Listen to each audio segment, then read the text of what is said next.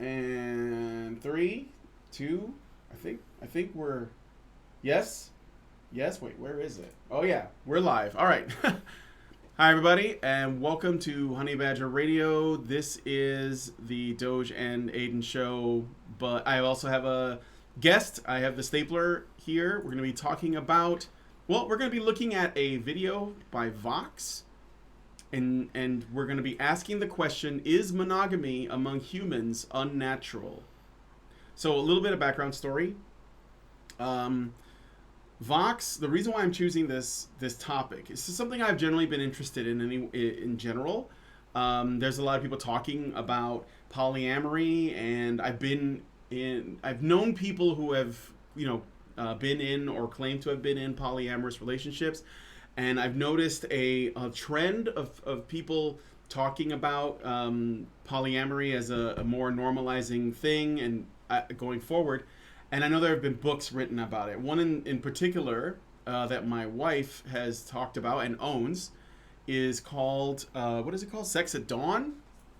And that's become like a big topic of discussion. Aydin, have you ever heard of Sex at Dawn? No, I have not. Oh, I see. Well, yeah, it's a book that's supposed to be making the argument that I guess is this supposed to be making the argument that polyamory is the norm for humans, or what is the argument that Sex at Dawn is making, that monogamy is unnatural? Mostly, yeah. Mostly, okay. So Vox just got greenlit to do Netflix programming. Now, if you guys don't know, I used to have a Netflix account, but they've gotten really, really social justice-y, like really bad over the year. I mean, they were the ones that put out the Bill Nye, what was it called? Bill Nye Saves the World. They put that out. And so when I heard that Vox was doing a series for Netflix and I saw the first episode, I thought I would watch it. And it basically tries to make the case that monogamy for humans is not our normal state. It is rather enforced. So we're going to go through the clips and we'll discuss it as it goes from, there's multiple sort of perspectives that are brought up here. So we're going to be looking at the clips, guys. So, give us your thoughts, your super chats, your memes, whatever, about this topic. I find it pretty interesting. And yeah, so first let me put out their initial arguments. And let me know if you guys can hear this okay when I play this clip. From virtually the moment we're born, there's a story that's preached across cultures and continents. It's a familiar fairy tale. She was even more beautiful than he had thought. That finding one true love is the key to a fulfilled and happy life. I've been doing a lot of thinking. And the thing is, I love you. I love you. I love you. Ditto. As an All right, just pausing in here for the banana. There was one thing I forgot to do, so I'm going to do that now. I got to put the filter on here, otherwise we're going to get our shit pushed in. Yeah. So I'm going to turn it on. It's no big deal. It's fine. It's going to look weird to you guys. I apologize, but it's the only way. Okay, so there we go. Looks a bit strange, but you guys get it. All right. So let's go ahead and play the next clip real quick. This is 30 seconds. Should be okay. As an adult, we're forced to reconcile the messaging on monogamy with one simple fact. Humans are terrible at it.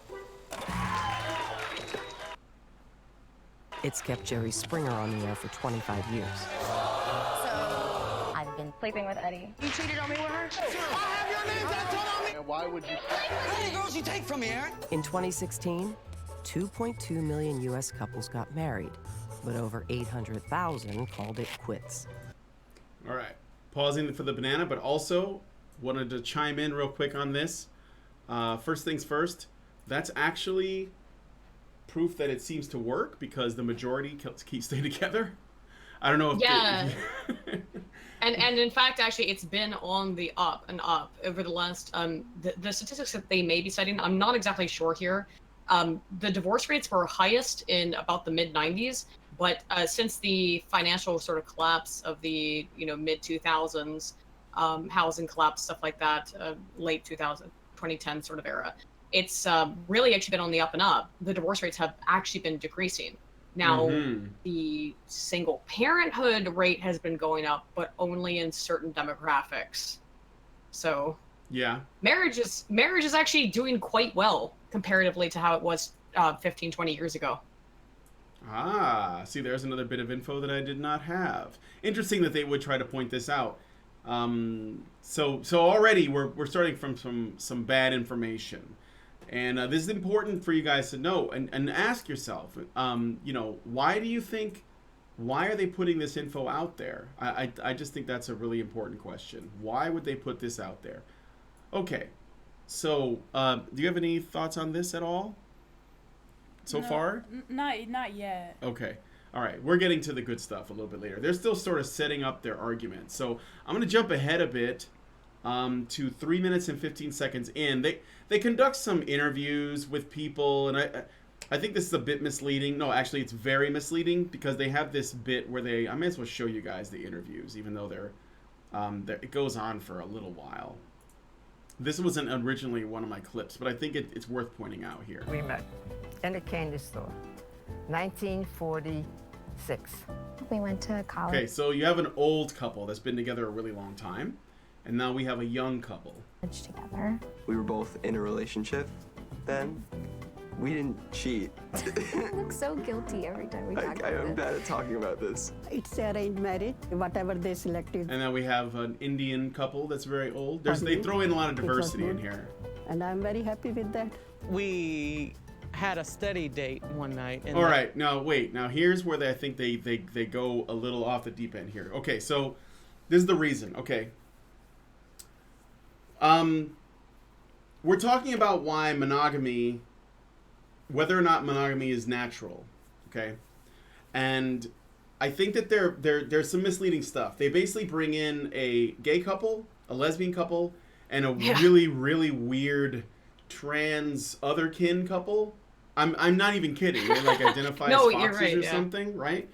And they try to use that because we're getting into anecdotes, like they're telling the personal stories of these people in order to try to make the argument.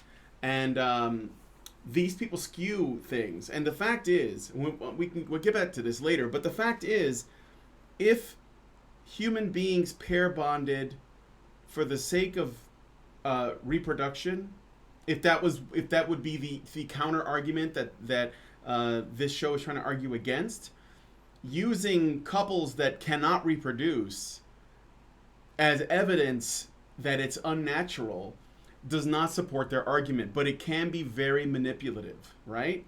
I mean, do you see what I'm saying?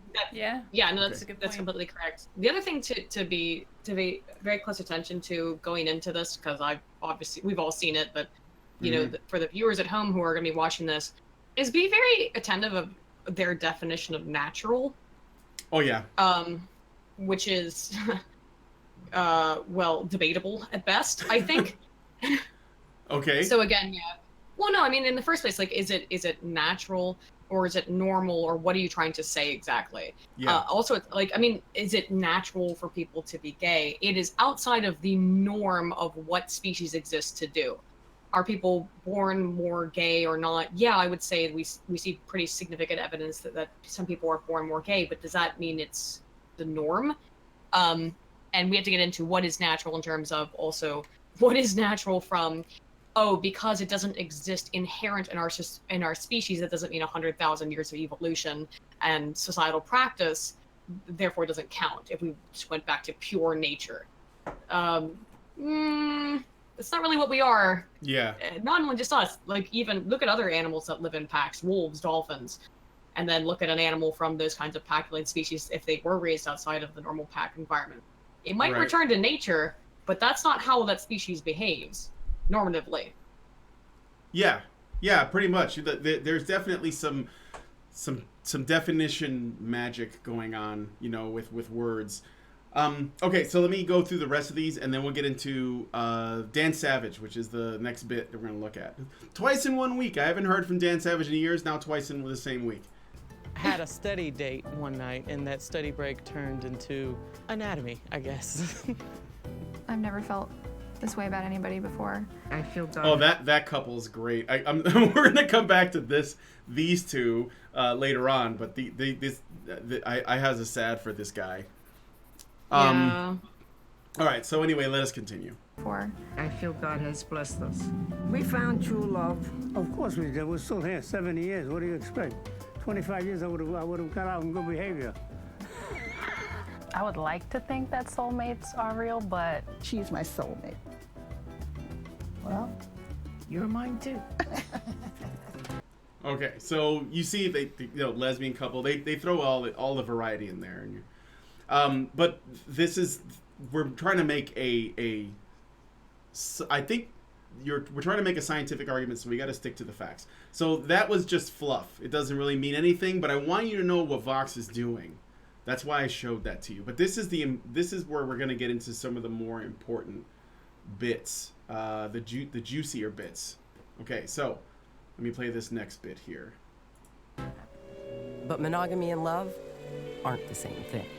We are so psychotically welded to this idea that monogamy means love and love means monogamy. In the absence of monogamy, there is not love. Love is a feeling. Monogamy is a rule. You'll only have sex with this one person, and most people live in a culture where they're expected at some point to make that rule a legal contract.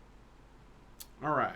So monogamy is not a concept. Or is it, what did she say? It's not love? No, monogamy and love are different things, and Yeah. that's true.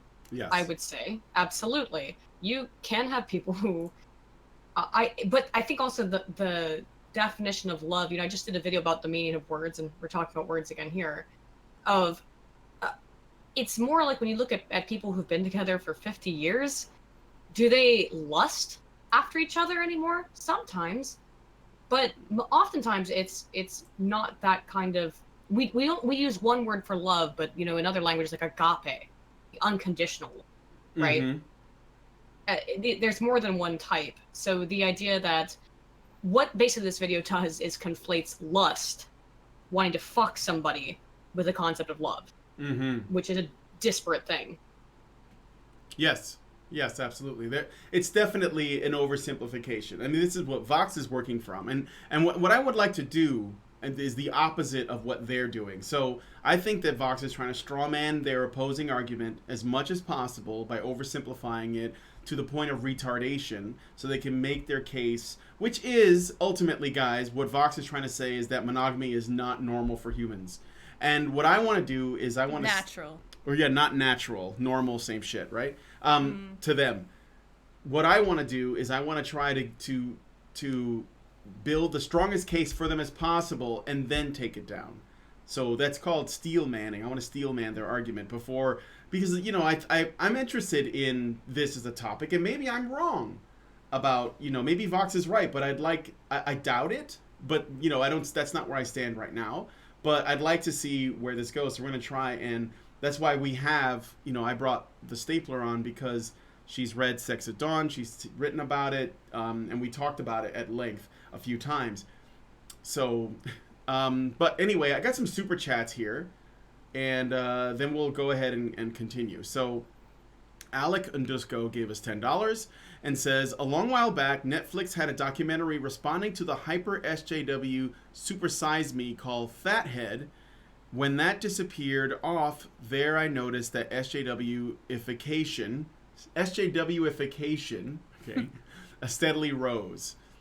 Alec Undusco gave us another $2 and says, this feels like when Harry met Sally. Well, actually, they quote that. And this is the funny thing is that there's a lot of like pop culture references and weird places where their arguments come from, and they use the media. We'll get into that later. But the usual stuff that I noticed social justice warriors do is like they live their world through their media, and they think that the media is reality, and then they use that to make their arguments. It's really strange.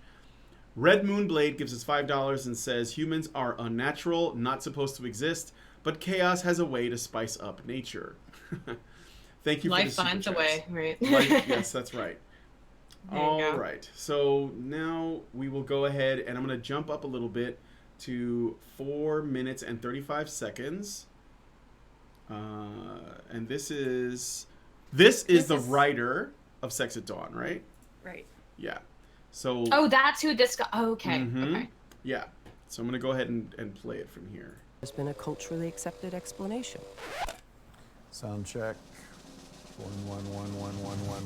The standard narrative is the story that everybody knows, that men want to be free sexually and spread their seed around the world, and women want to be very exclusive and particular and choose a provider because they're vulnerable and the children need someone to take care of them and all that.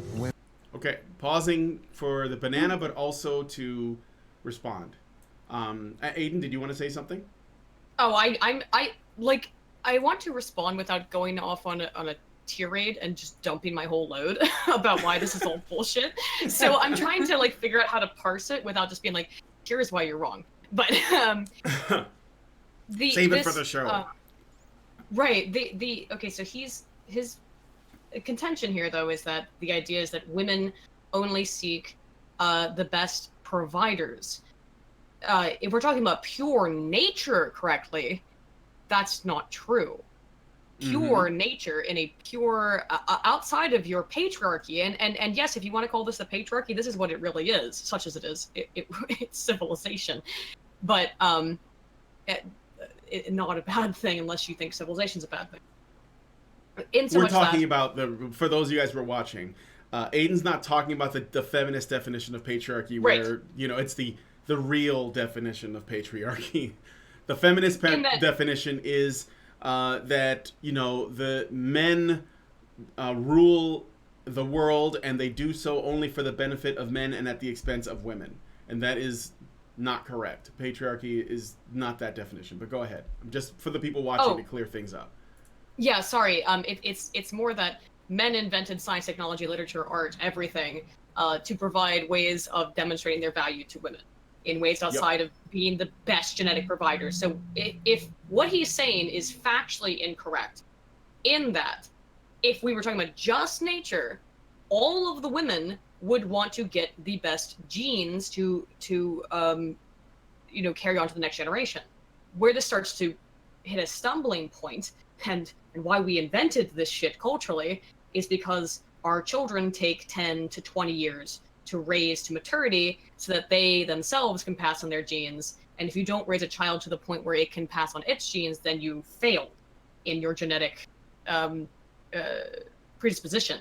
Therefore, see, this is where the problem comes. It's like, oh, well, if it was just pure seeking out the best genes, then we'd be looking for these number one top 1% chads.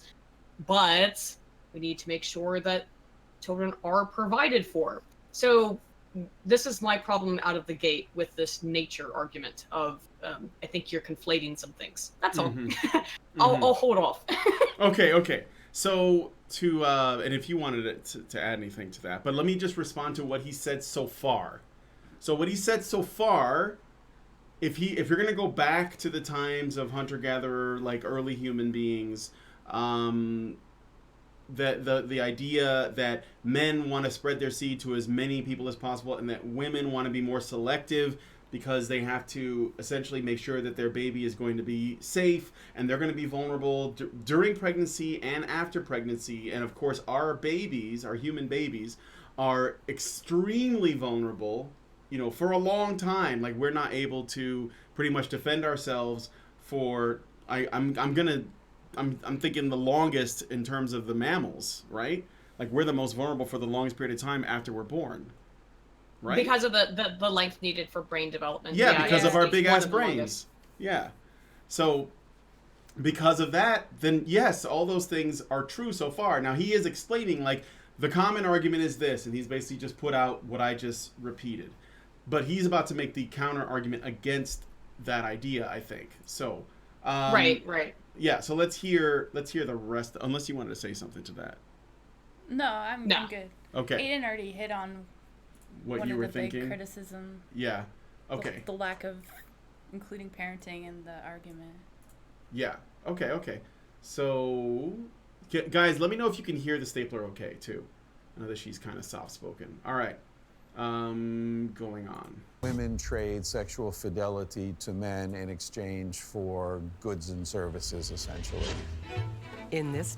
Yeah, that's... It's not even... That's ridiculous. It's not that women trade sexual fidelity for goods and what the fuck? It's kind of the opposite of that. It's that women and children and all of human society requires sexual fidelity, not only so that we don't end up with this weird 99% of women going after 1% of men, but also because we do require that. It's not trading in that same sense. We are one of very, very few species that raises children communally with a two-parent system. Very few species do that. We find from the developmental psychology research, you raise a child without the two-parent system, negative effects. What's natural then? What's natural then? Good point. Oofed. Yeah, though there's definitely more to it than that. Okay, so it was 5:53, so we're gonna play another little bit here. I don't know what this is for. Women. At lots of points in time and places in the world, people didn't follow it. Anatomic. Oh yeah, there was a little clip of people like that didn't follow it, but in many of these examples, and this is the thing that's really interesting. Well, we can get back into this later, but in many of these examples of like people going against the grain when it comes to monogamy, they're like not doing very well developmentally. Let's put it that way, as a group of people, as a population. But the individuals, like this Franklin and Eleanor Roosevelt thing, that's not even the same argument. So we're looking at clusters or communities versus individuals, and of course, it's just different things. So they're conflating stuff here. So, they call me Mags. Gives us $5 and says, in before they blame the existence of monogamy on Christianity/Judaism.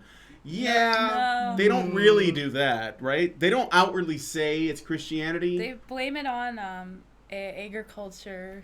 Yeah, the agricultural revolution and men. Yeah, men basically having the idea of property and then possessing women. Yeah, well, basically, once we had the idea of property rights, then women became property. As soon as we invented it. By the way, this is absolutely directly out of Das Kapital, essentially. Absolutely. Not Das Kapital, excuse me. Engels on the Family. Excuse me. Oh yeah, that makes sense. I'm not surprised by this. When I heard they were talking about property and then regarding women as property, I was like, okay, they're making that's what I'm saying. There's a lot of it's multi-layered. They're not just talking about something as simple as polyamory should be okay, which is like kind of where they're going with it, but they're all the way they criticize everything else in little steps on the way to coming to that conclusion is important to see when it's happening, because it's very, very hidden, if you're not paying attention. I think the average person would just be like, oh, that's interesting. In fact, I have to point this out. I'll show you guys this video as a this current viewing has 25,000 likes and 4,000 dislikes. So many people like it, and they haven't really, in the comment section, there's a lot of positivity like, oh, this is really cool. Thank you. These couples are adorable. I want to have a polyamorous relationship. So I think and again, I'm not begrudging anyone who does want that. No, nor am I. No. I think that it's you do you, as long as you don't bother anybody. I don't give a shit. But yeah, in terms of this natural argument, it's a very weak one. Yes, exactly. All right, so French Honey Badger gives us $10 and says, pursuing the best gene doesn't necessarily mean that all women will pursue the same people. If the alpha is your brother, a woman wouldn't pursue him because the children would be consanguine. And Joey Jojo, yeah, if you don't want a cycloptic son, you probably don't want to fuck your brother, even if he's the biggest Chad in your life. Joey Jojo gives us $5 and says, I wish I was in a monogamous relationship, but I am not good enough. I am an incel dead end. I can always imagine having a girlfriend. Well, let us move on. I will not comment on that, but I hope that you find help. Okay, so we're going to go ahead to 620. All right, so here we go. Accept sexual partners. Of course, we can't go back and interview our foraging ancestors, but we have the accounts of explorers and Europeans who first developed and saw these societies before they'd been much touched by outsiders, and their surprise and shock at the difference in sexual mores. This is actually directly an incorrect thing that is cited in Engels' book that I just mentioned on the family. Oh, really? Engels, yes. Engels was convinced because he had been told by other people, and he had read in his journals, this is back in the 1800s, that when the Americans first came across when Europeans first came across people in the Americas, that they were all just sitting around and living in these communes and like, just having free love. And it turned out that was all bullshit. When we went back and looked at it from a more modern anthropological standpoint, no, the Native Americans had a very, very similar sort of long-term relationship structure as any other group of people. There are very few tribes and groups of peoples throughout human history who have not ascribed to this two-partner system, which we can get into again why we developed that, as I hinted upon. But they are actually, you asshole. I hate people who do this. They just rev their stupid motorcycles right outside my fucking door. Anyway. I can't really hear it, but thank God. It really makes me so mad. Anyway, the whole problem is that they are now basing, these people talking are basing their opinions on shit that Engels read in like 1860 that was based on false reports. Okay, I'm not sure, but pretty, I got some good reason to believe because I've read that shit. Yeah. Yeah, it doesn't surprise me. No, I'm not surprised by that. I was questioning this woman.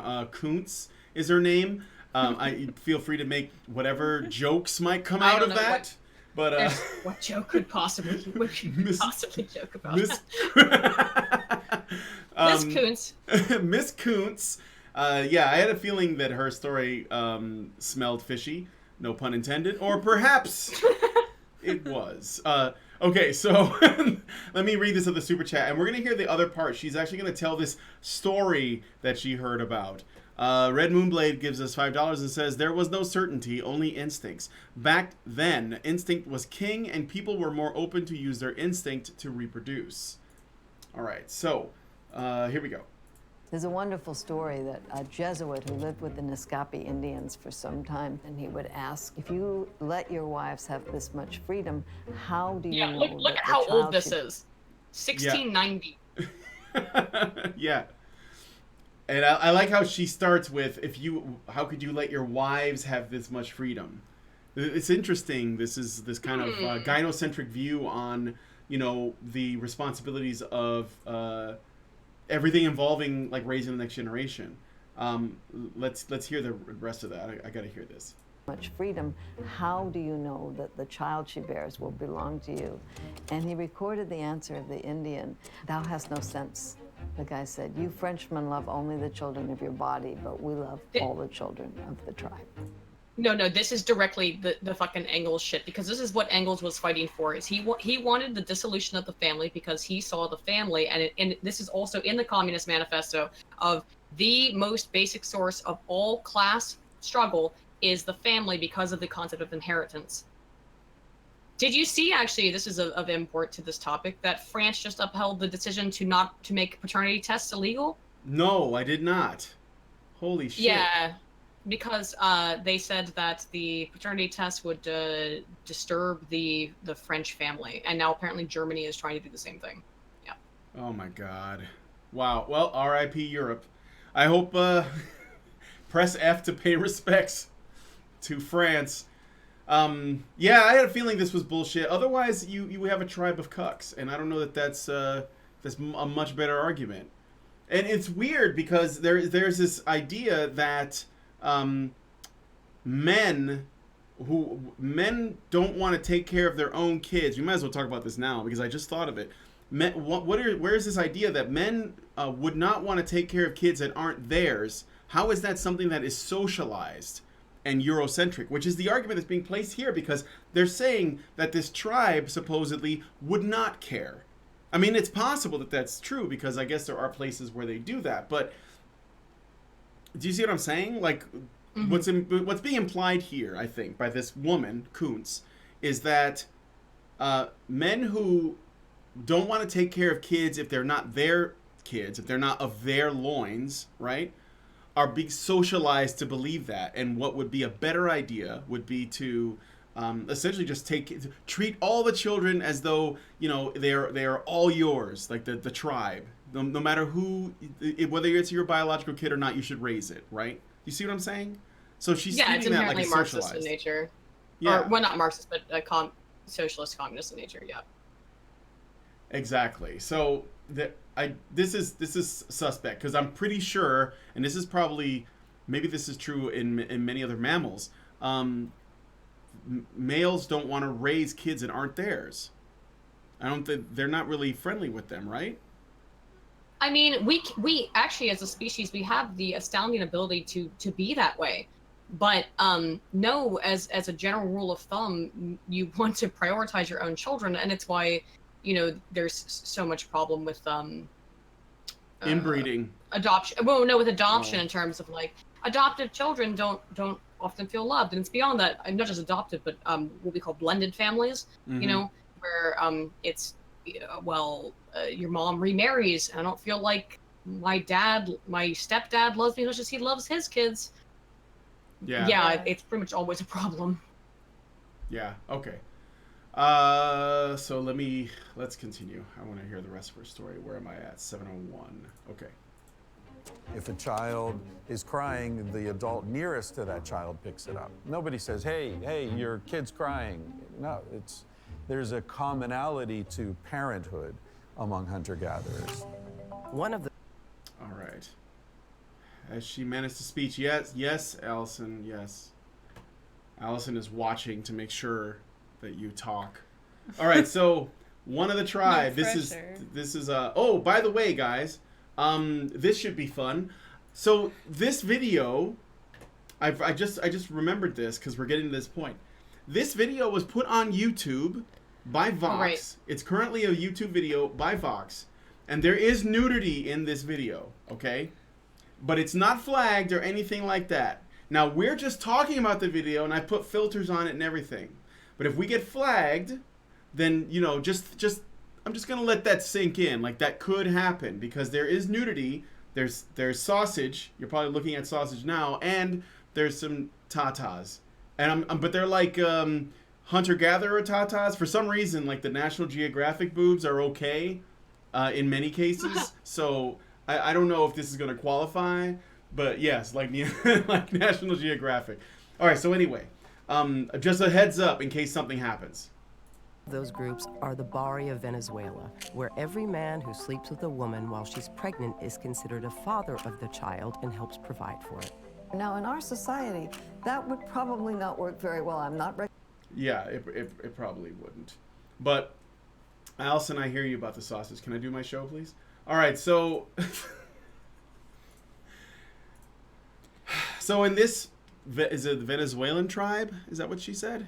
I don't remember. They're raised, basically all children are raised by all the men. So this is sort of like a different social setup. And yes, it cucked, somebody says, right off the bat. So I mean, but hey, this is their business, but this is like their argument, the comparison they're making is this tribe that is still in the hunter-gatherer sort of stage, or at least they don't look like they don't like they have the internet there, is what I'm saying. So these are our competition in terms of how their sexual mores, as it were. So Child and helps provide for it.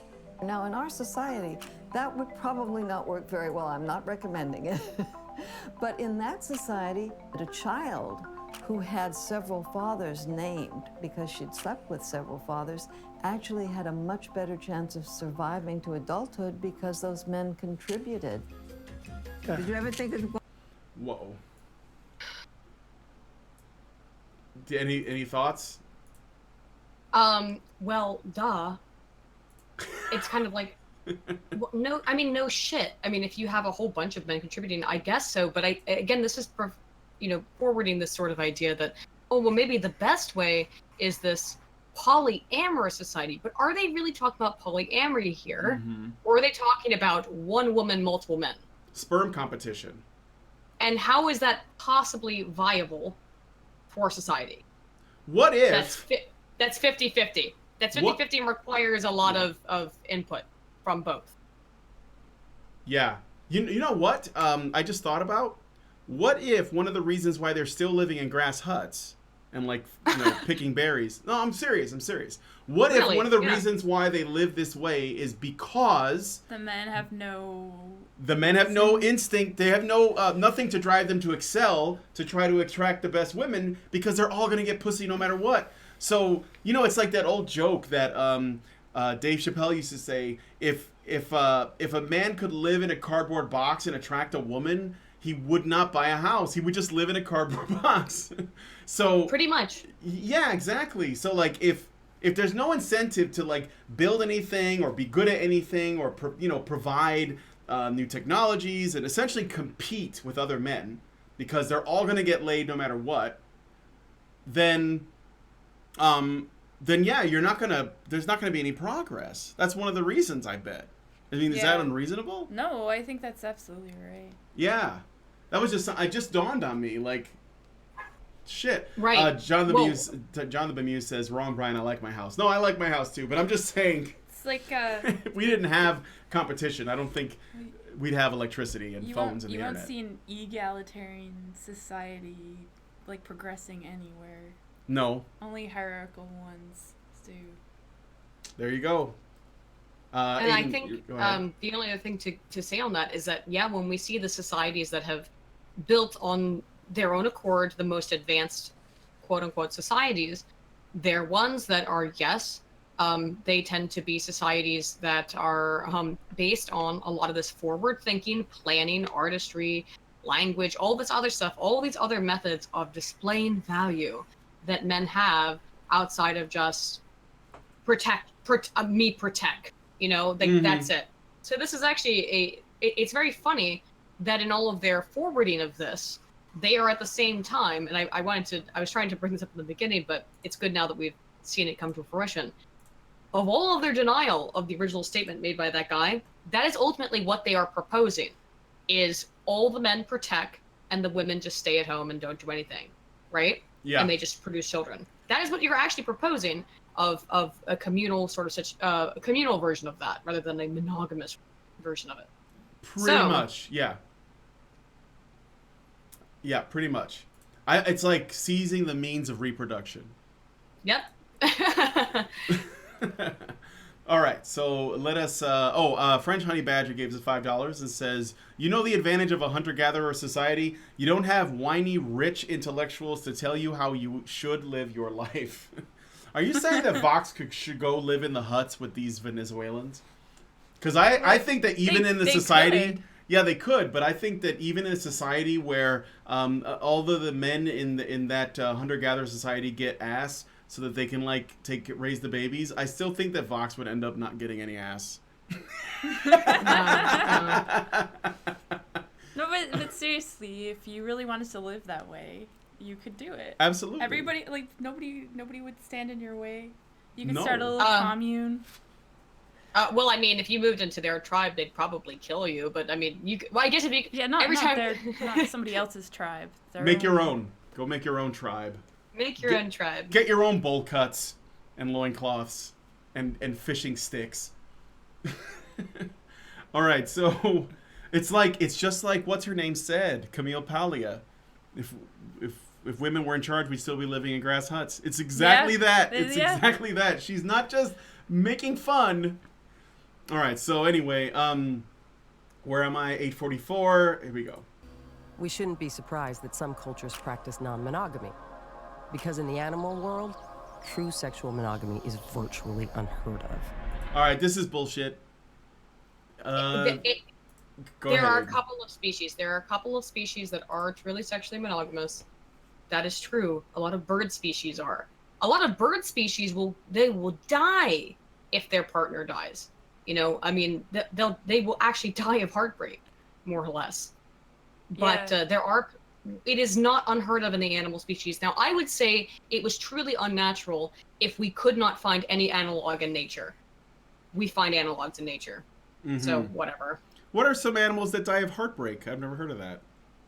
Oh, lovebirds, man. Oh, really? Hence the That's name. why they call them well, that.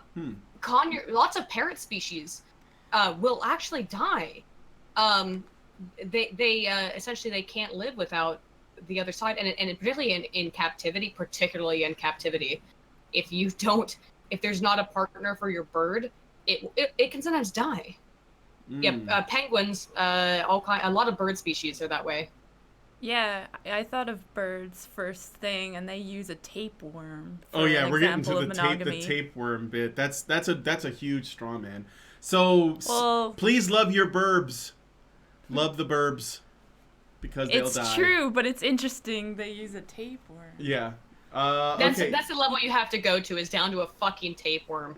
yeah, I know. We're gonna get to that, so I'm gonna play the next bit. I think they're gonna talk about the tapeworms. Do you like monogamy? Well, so do tapeworms. They're the only species that do it.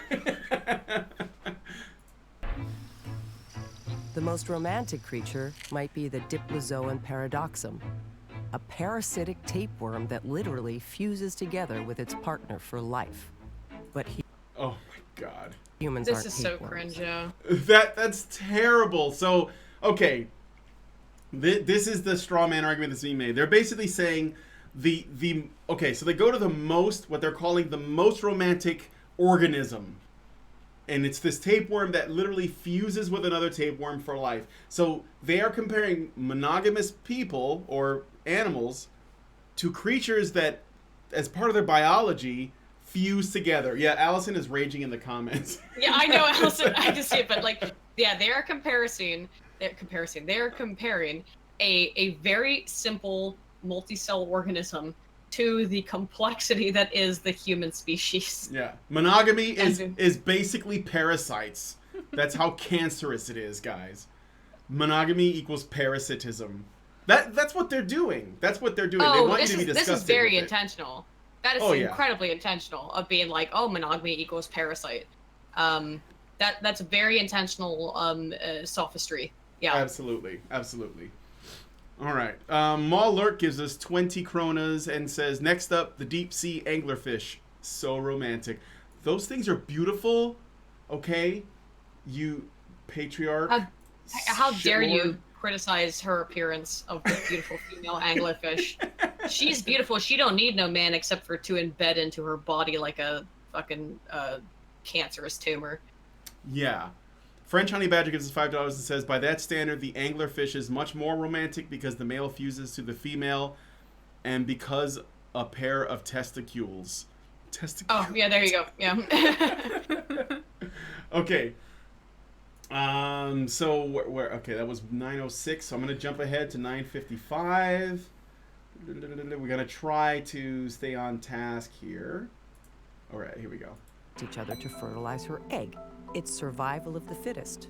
Oh wait, did we pass the? No, we gotta get the what you call it argument. I should go back. This is the sperm competition argument, so we shouldn't miss this. This is important. This is at the crux of everything, right? What? I forgot about this. Yeah. Oh yeah. All right. And our closest relatives in the animal world are chimps and bonobos. We're more. All right, okay, so is that true? I don't want to miss anything. That is true. Okay, so our closest relatives are chimps and bonobos. And I know that Karen has talked about bonobos on her own channel and ours a few times. So there you go. The Great Indoors 1979 gives us €2 and says, no step on tapeworm. That's right. no step on tapeworm. Okay. Closely related to chimps and bonobos than the Indian elephant is to the African elephant. The close comparison exists in bone and muscle structure. Oh, here's another manipulation tactic they use, and this is important to point out. You might notice that a lot of the clips they use, specifically when they're discussing monogamy, are very old. And that's another thing that they do on purpose. They show images of like housewives in the 50s and that's a way of making you think it's backwards, and that's very intentional. So just keep that in mind, because the 50s were the worst time ever, guys. The worst. I use those kind of clips, but I did them for fun because I like them. I like 50s clips. I like 50s movies, especially. Same. Yeah, I love the monster movies and the film noir stuff. Okay, anyway. Responding to stimuli and solving problems. Clearly, chimps and bonobos are anything but monogamous. Bonobos have sex. Wait a minute. Oh. At the drop of a hat. Okay, so he claims that bonobos have sex at the drop of a hat, but we actually just found out that's not true, right? Uh-huh. Did we just... My internet is so bad, so I'm Can you not hearing hear? it now. Oh, I see. She's experiencing some lag, even though she's in the room with me. Yeah. But did you hear what I... Okay, so he's claiming... It's okay, you should be able to hear... Just take the headphones off if you want. He's claiming that bonobos have sex all the time for whatever, right? But we just found out that wasn't really true. Yeah, we saw like a BBC article that said that they're not they're not more promiscuous than chimps, say, even though they do have sex in different ways. Like bonobos have sex in missionary position and stuff like that. Mm-hmm. Yeah, and they also have sex to relieve anxiety and pressure and stuff. But like, that's why they're one of our closest ancestors, of course, that we react in sexually similar ways. But it's not the way that they just fuck anything anytime. No, and we also found that when bonobos tend to have sex, it's after they've fought or gone to war with another group of bonobos or something. It's like to relieve stress.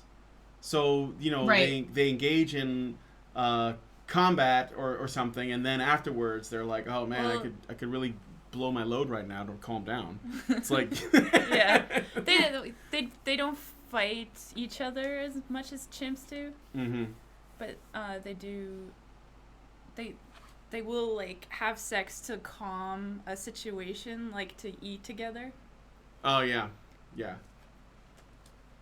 So there you go. So this whole bonobos have sex all the time argument is not entirely true. They actually have sex at the same rates that chimps do, and both of those groups, chimps and bonobos, have sex less frequently than humans do.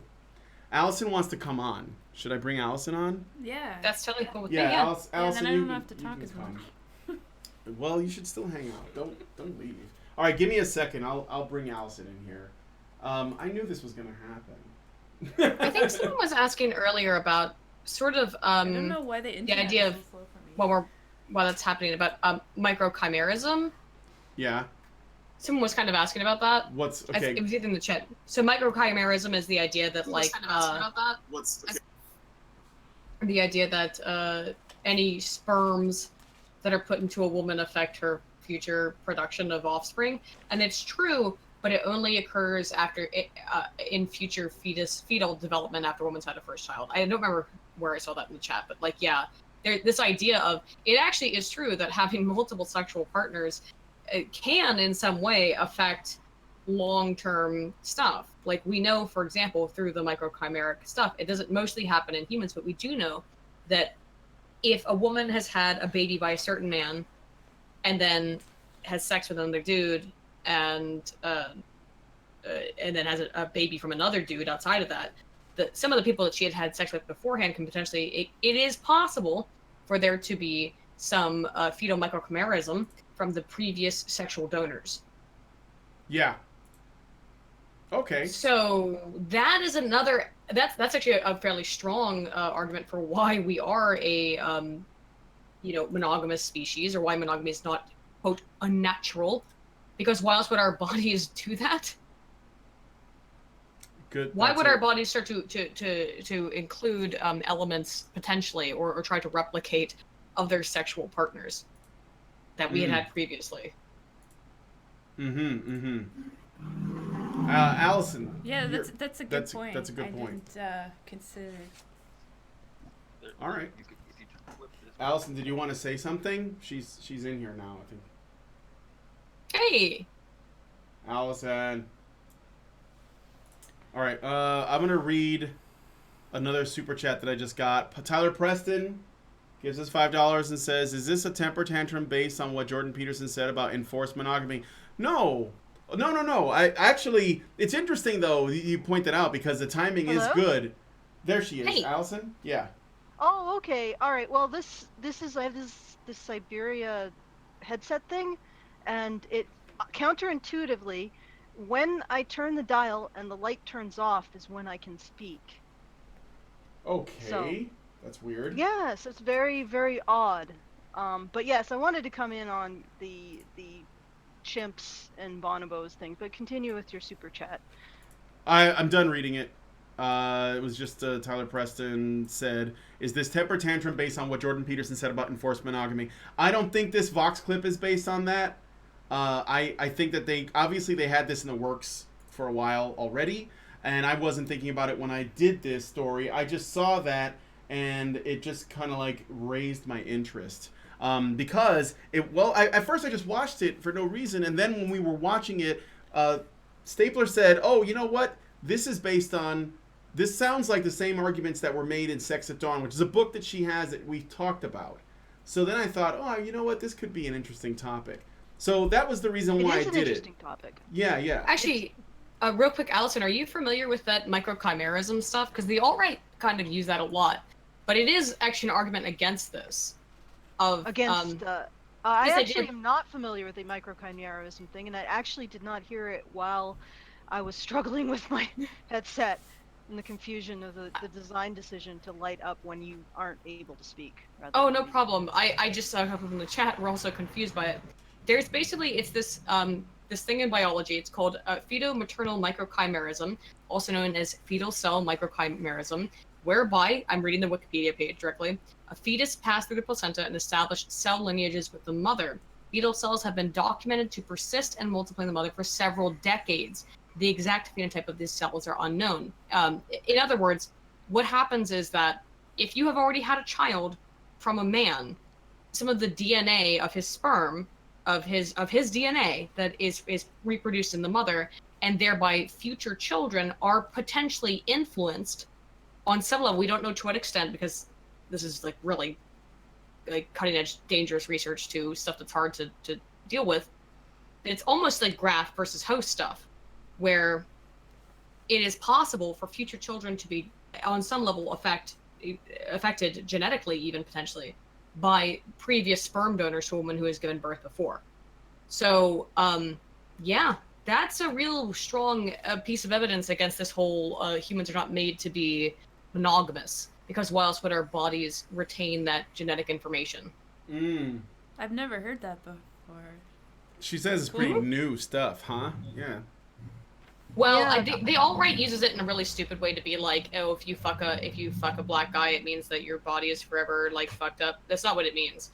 It means that if you have a baby with a man, and then you go and have a baby with another man, potentially the second baby will be genetically influenced or in some way chemically influenced by the first one. Within a 10-year period. That's definitely interesting. I'm not sure if it's an argument against monogamy. It's an argument against multiple marriages if you want to ensure that, the man you're having your child with now has full paternity. But I don't know if it's an argument against biological for biological monogamy. Certainly it's something to consider. In fact, it could be related to sperm competition in a way too. That's true as well, yeah. Whoever's first kind of thing. Although well, Allison, I know that you're chomping at to say something about the bonobos, so. Oh yeah, go ahead. Yeah. Actually, I did want to say, first of all, I suspect that saying that African and Eurasian elephants are further apart genetically than bonobos and chimps are from us, I suspect that is incorrect. I suspect probably. That's wrong. I could be absolutely wrong about that, but I'm fairly certain that African elephants can have offspring with Eurasian or Asian elephants. And we cannot have offspring with chimps and bonobos. Yeah. The idea is horrifying. Yeah. But what I wanted to get into is, regardless of the genetic similarity that we have with them, The when you look at the anthropological record, when they look at the fossil record of who we are descended from and who our chimps are descended from, they are starting to suspect, and there's some evidence for this is not completely solid science yet, but they're starting to suspect based on the fossil record that the relative we share with chimps was itself a pair bonding great ape. So what happened is we split off from the line from chimps, and they evolved their promiscuous mating style, whereas we retained the pair bonding of our shared common ancestor. So there's that to suggest it, and the problem with sex at dawn is that it is completely wrong. Like it's not it is so wrong it isn't even discreditable. It's so something that it isn't even wrong. The fact is that we are pair bonding species. Our phenomenology, our actual the structure of our bodies is consistent with a pair bonding species. The structure of the bodies, the fossil record of our ancestors, going way back into like hominid, is that they were also pair bonders, and it's incontrovertible evidence. It's in the shape of our skulls. It's in the size of our canine teeth. It's not just sexual dimorphism as in the size difference between males and females. You have to look at like I said, the canine teeth differential, testicular size, and also like the difference in the craniums. I once got into a bit of an argument with our patrons about us being monogamous, and I showed them a set of male and female chimp skulls, a set of male and female gorilla skulls, and then a set of male and female human skulls. And you know what became glaringly obvious when you looked at the set of skulls? It's almost impossible to tell the difference between male and female human skulls, but it is immediately obvious what is a male gorilla and what's a female gorilla. It's immediately obvious what's a male chimp and what's a female chimp. Part of that is canine size.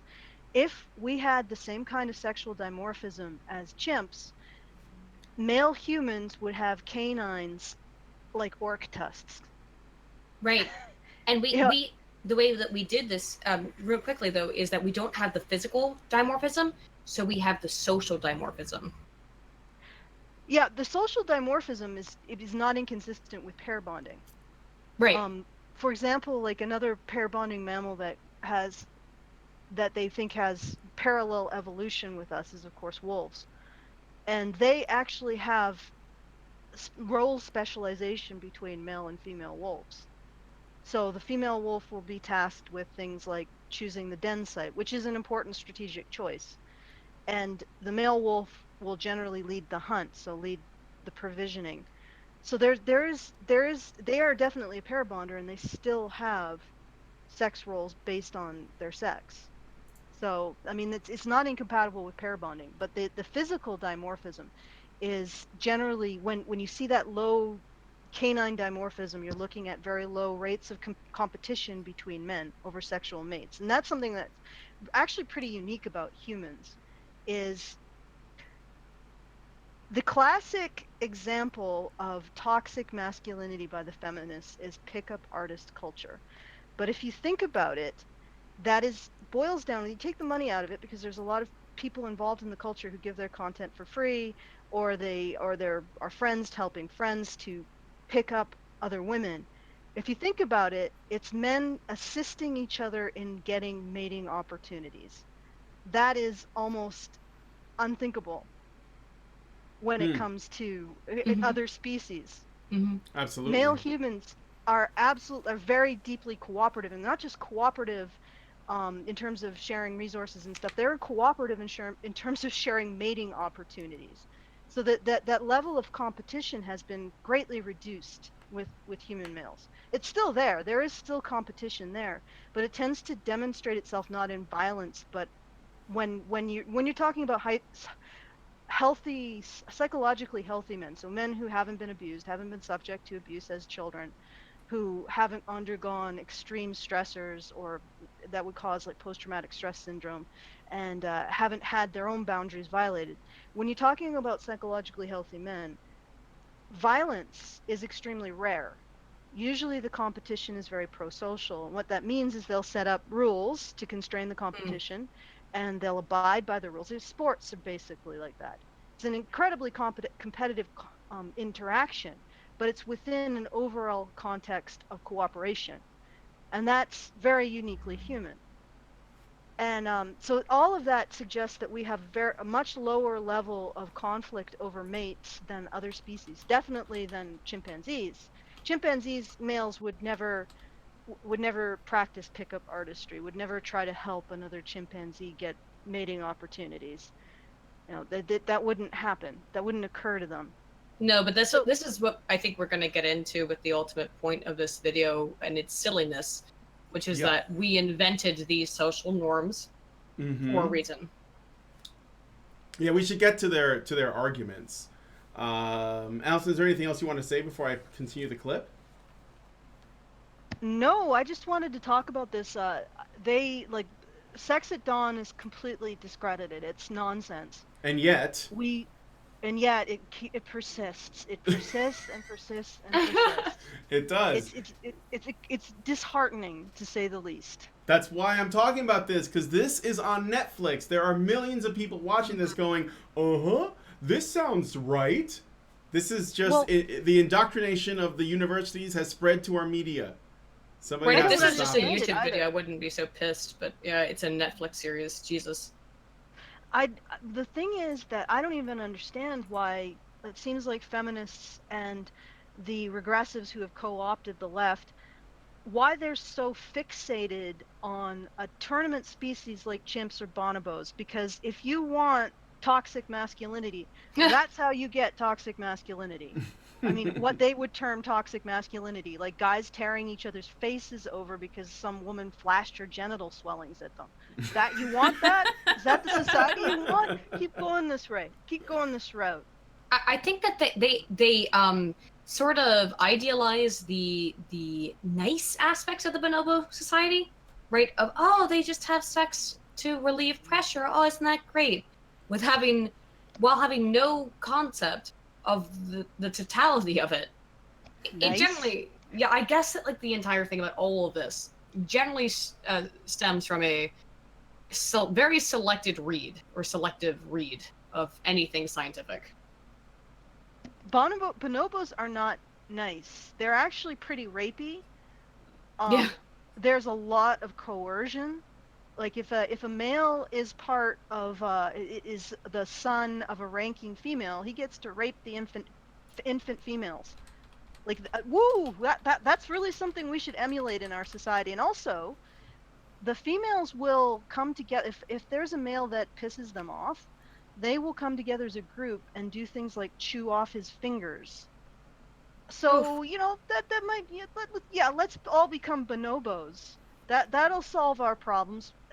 Like I said, it just drives me nuts that the individuals who, like I said, the regressives and the feminists, think that emulating bonobos or chimps is a good thing, is going to make us better.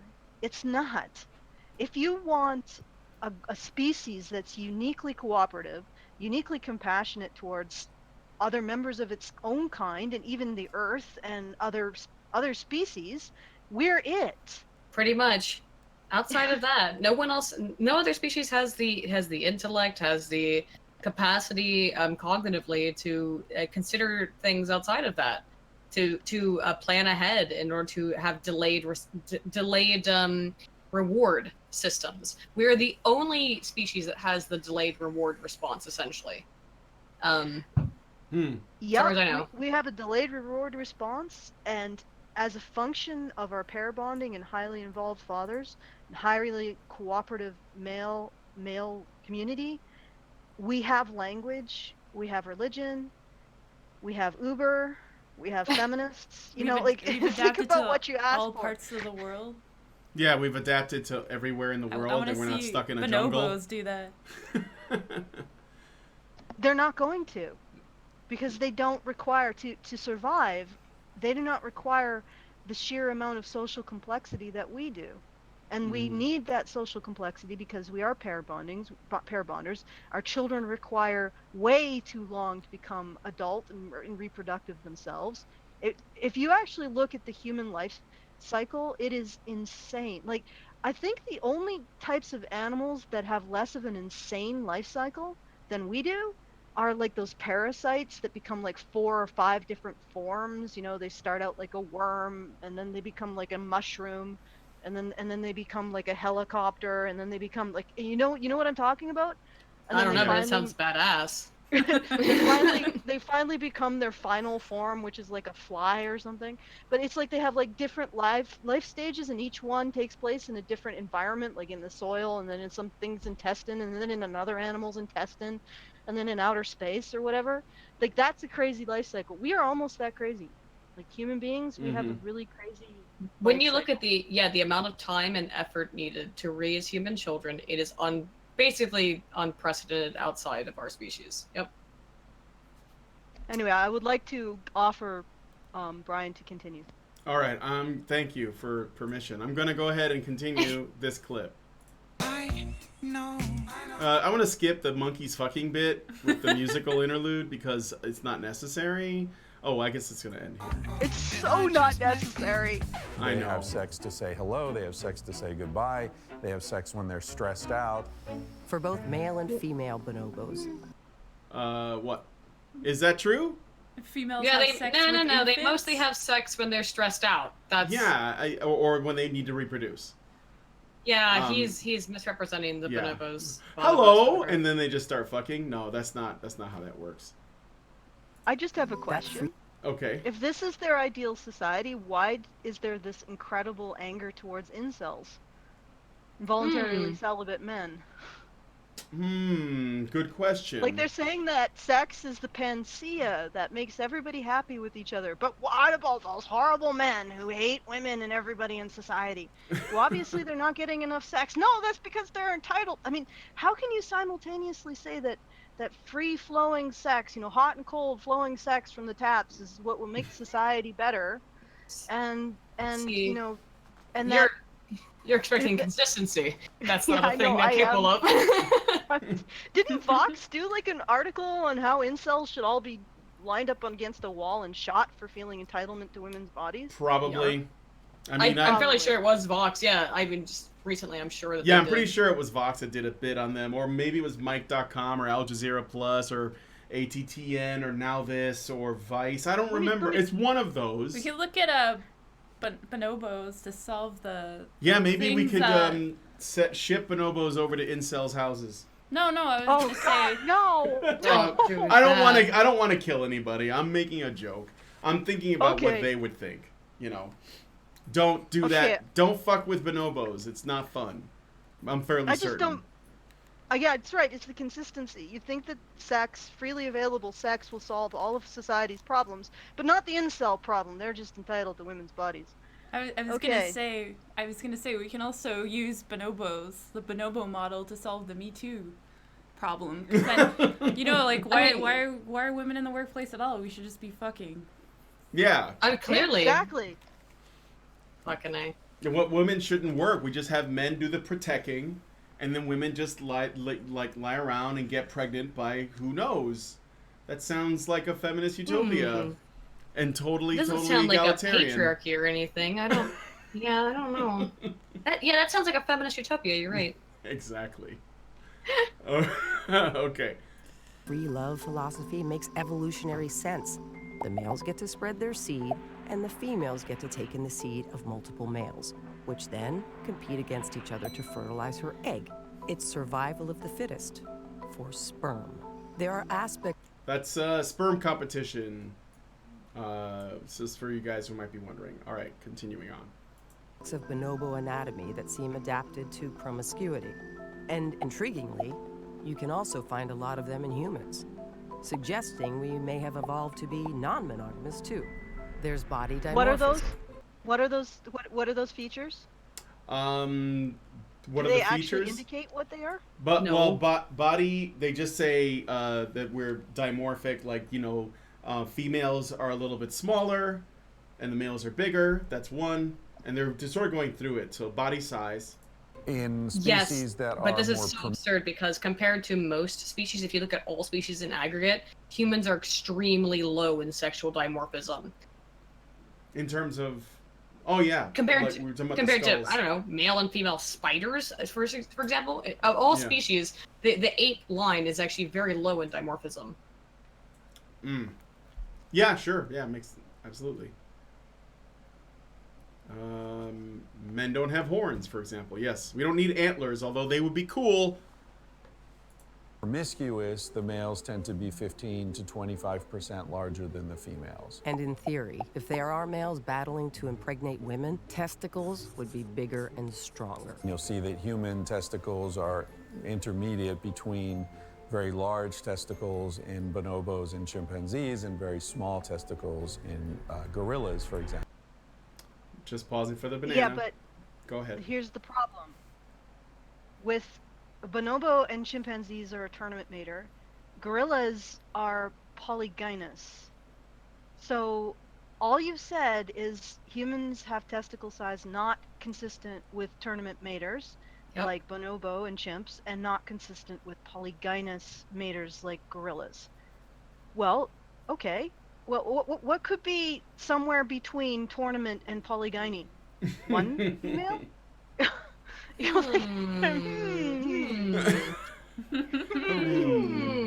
Really makes me think. Almonds activated. All right. There's the human penis, tied for the biggest among all primates, which has a unique shape. We have this much thicker penis with the flared head. This shape creates a vacuum in the female's reproductive tract that tends to pull any sperm that's already there. It pulls it down away from the ovum. Oh my god, I hate this science. Yeah, I know. This is such... Fuck, I watched this earlier today. I forgot about this fucking argument. Shovel dicks. We have vacuum dicks. The most unscientific thing I have ever heard. But at least not ever. But it's real up there. It's way up there. You really think that the head of the penis can shovel out... Okay, let's have an analogy, all right? Sucks it out is what he's saying, like a plunger in a backed up toilet. Let's have some analogies. I'll do two. So let's first look at cats. Cats have barbed penises in order to destroy the vagina, so that nothing else can get in there, right? In order to destroy it. That's why the penis is shaped that way in cats. Why it has barbs on it. Aydin? Yeah. What is it that the barb penis does? Destroys the vagina. Smash. When cats smash, they really do. Or you could have the bee. We could look at the bees. For example, when a bee fucks a female bee that will become a queen, it literally plugs it off like a cork in a bottle. It rips its own dick off so no other males can impregnate the female. It's true. Castrates itself. It castrates itself and dies. Sacrifice. It castrates itself and dies in order to plug it up. So that is a real kind of definition of animals, of things we see in the animal kingdom, of why dicks are designed certain ways. What you just said, you fucking moron, is so stupid. It hurts my head. You're gonna rake the cum out? Okay. Everyone here has become dumber having listened to it. I award you no points. And God may have mercy on your soul. It's so stupid. It's so stupid. Do you know where that comes from? Did you talk about the dildo and the no. And the flask full of cornstarch? No. Yeah, that's essentially, this science is based on a scientist taking a dildo and scooping cornstarch out of a flask with a dildo. That's how cells work. Yep. Yeah, that's yeah. And the other thing is that they used a dildo. They didn't look at the action of a foreskin. One would imagine that the penis would end up scooping sperm into the foreskin. So if you're just in your friendly neighborhood orgy, what you may end up doing is gathering up sperm from another man to put into your own partner by doing that. through so it would live in the foreskin. I think also like people don't understand that like okay, there's a couple reasons. The balls are held outside of the body because the inside of the body is actually, or the inside of the human body is actually very non-conducive to their survival.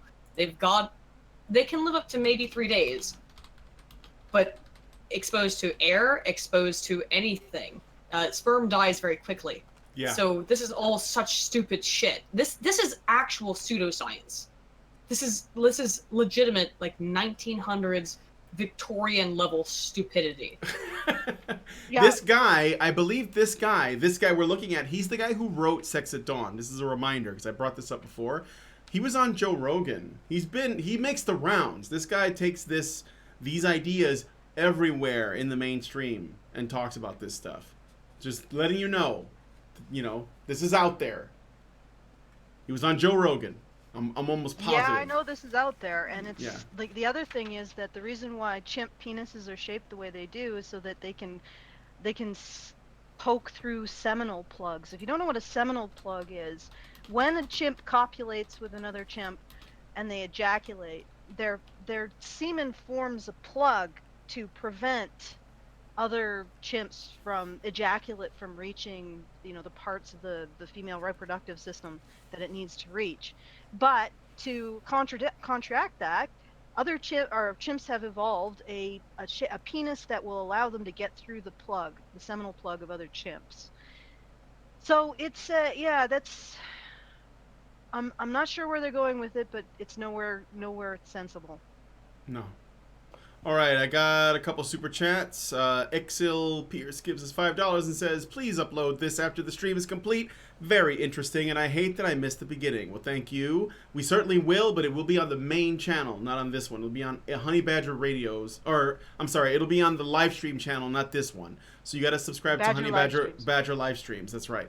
Fretchinator2 gives us $2 and says, I'm going to sex you up, but not incel. And the Spence Fencer gives us $2 and says, bravo, Allison, for remembering foreskin functions. Other than makeup? No. But, all right, so let us continue. We are 11 minutes in. Thereby giving an advantage to the sperm of the man who's having sex at the moment. He's basically just clarifying the whole reason why we have suction cup dicks is to like scoop out the sperm that's already in there from the last guy. That's not how that works. No.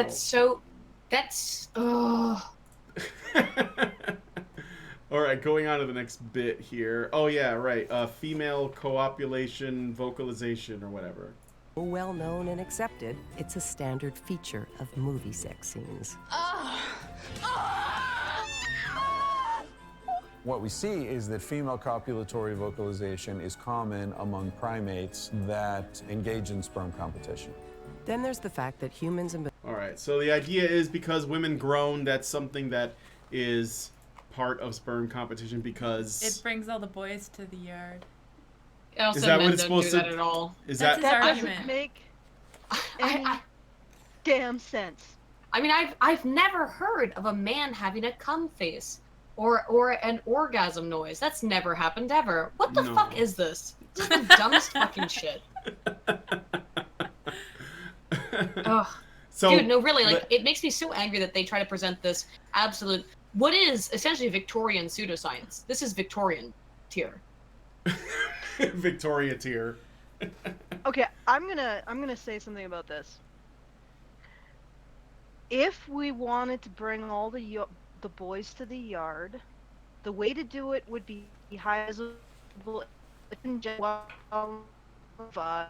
or baboons. I mean, you could basically see them from orbit.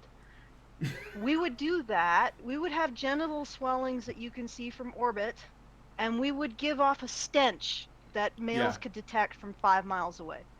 That's what we would do. We wouldn't conceal ovulation if we were intended to bring as many males to us when we are fertile. We wouldn't do that. Look at almost any other species. Again, we have to look at nature. If this is how we're going to play this game, look at any other species and how they portray ovulation. They give that shit off, you know? They make it very clear. They Ours is they completely announce it hidden. to the world. Absolutely. All right, next clip. Bonobos have sex to bond, and not just to have children, which might explain the way we face each other during intercourse. You see humans and bonobos are the only two that face each other while they're having sex. And why we have a lot more of it than most mammals. So, Do you realize that based on their logic that bonobos have sex to bond, they would say like war rape was, you know, the defeated being and the conqueror bonding? Yeah, they would. Well, yeah, the war bride thing would become, that would be something that they would have to agree with then, right? With if humans went to war and raped the defeated, they'd be like, well, yeah, humans, they have sex to bond. It's called peaceful migration. Yeah. Oh. Alec and Disco gives us $5 and says, I love it. This is the second place I've heard about animal phalluses. The first was my friends in the furry community. Well, it sounds like you're getting more education than I am. Aydin Paladin gives us $5 Canadian and says, notice how the natural penis they show is circumcised. They may have done it because most men in the U.S. are cut, but it's still disconcerting. You know, that's really actually a really good point. That I wanted to bring that up actually, and I didn't say anything about it. No, it was just interesting that they show a circumcised penis as proof of the natural state of the male penis, when inherently that plug that you think is supposed to rake out. What the fuck? I'm struggling. Rake out other semen like a plug. Oh my god, it's so stupid. But generally, that very sensitive glands is kept within the foreskin for a reason. It's the most sensitive portion of it. I think that's because that's the sensitive portion to make sex feel good, so that we do it for the purpose of procreation and recreation. But you know. Yeah. All right. Very odd. I'm gonna go ahead and play the next bit. Clearly, when people say so-and-so had sex like an animal, they're getting it backwards. And it's a joke, okay. There's now a lot of evidence that monogamy is a more recent invention than most of. What? Humans, okay, so when people say that they have sex like an animal, they're getting it backwards? Yeah, basically what he's saying is that what he means is that animals are having sex like humans. No, I thought he was saying that animals have less sex than humans. No, because he said that they already said or established that humans have sex more than other primates, right? And we do. I think. I mean, I don't know how you even do the math on that, but I'm guessing because we have sex for pleasure more often, and we don't war at each other, and so we're living relatively comfortably, and things aren't desperate. We're not like, you know, at least not in the majority of where the human population is. We have a lot more free time, a lot more leisure time, so we have a lot more sex than other primates. I think that the real travesty of this is the humor. Yeah, it was a joke, but it was flat. No, it wasn't even a coherent thought. It wasn't a joke. No, it was an abortion. It was awful. Not this guy's, not his thing. He doesn't write about humor. He just bullshits about evolution to justify his cucked relationship. Okay, well anyway. Okay, and there's now a lot of evidence. Yeah. I sent through some skulls. Okay. Just to show you what I'm talking about. I don't know if you can actually put them up. Yeah, that might take effort. No, because I actually think it's really critical. If you can expand that. Yeah, I just gotta zoom in a bit. Yeah, zoom in on that sucker. Let's look at some ape skulls. All right, hold on. Yeah. It's kind of a low res picture, but there you go. I apologize. I tried to find a much higher res picture. So the top is male and the bottom is female. You notice a difference? It should be fairly apparent. The sagittal crest of the male is much more pronounced, and the mandibles tend to be more pronounced, whereas the females tend to be far more neotenous in the great ape species. And also look at the canines. The canines are enormous with the males. not so, and they're quite a bit smaller with the females. Now let's look at human skulls. Because I also sent an image for that too. Hold up. Hold up. This is a very important part of anatomy. Okay. If you didn't know that the top was female and the bottom was male, would you be able to tell? No. No. They're pretty close. In fact, the Asian female and the European male almost look the same. Well, Yep. I mean, there are some differences, but they're pretty close. What There's is a it with little you bit- people there's in a- skulls? Somebody says for $2. They call me Max. Thank you. Thanks for the joke. The point is that there is some slight dimorphism in the skull. Somebody who is an expert could probably tell the difference.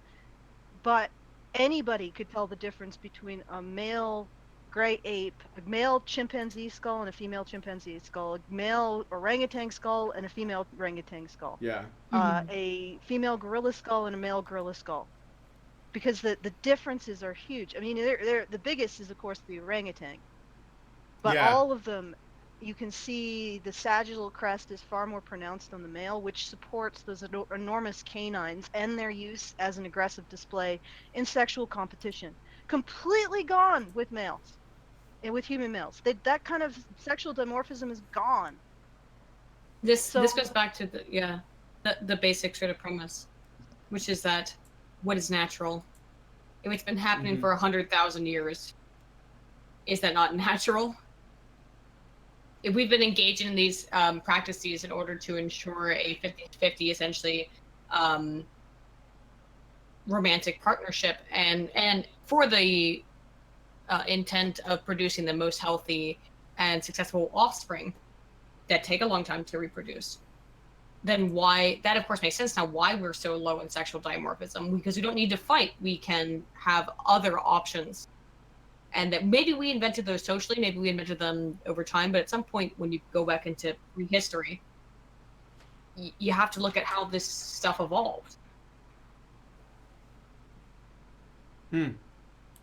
Yep. And you have to actually look into the anthropologists when they say things like, humans are pair bonders. This is an uncontrovertible fact.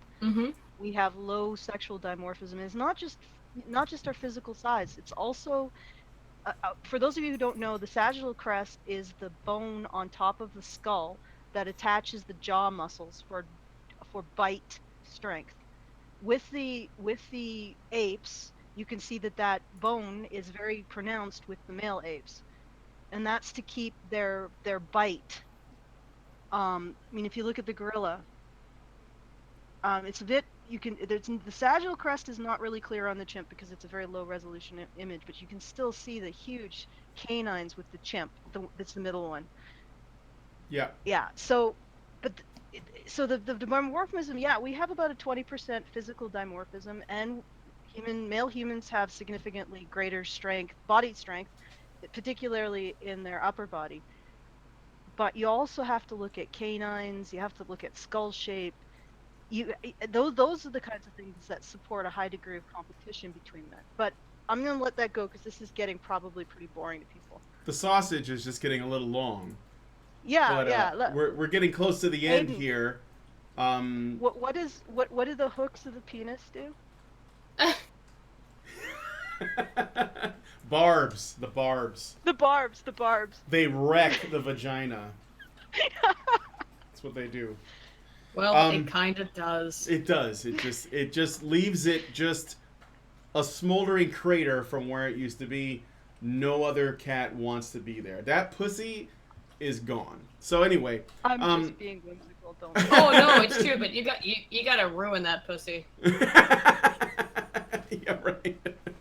Okay, French Honey Badger for $5 says, you know how you can tell the difference between human male and female skulls? By keeping the skin on. There are more differences than just the bones, obviously. Okay, so let us continue. This is where they get, I think they're going to get into the social construct part of the argument. So let's go ahead and play this next bit. Yeah, this is gold. that monogamy is a more recent invention than most of us would expect.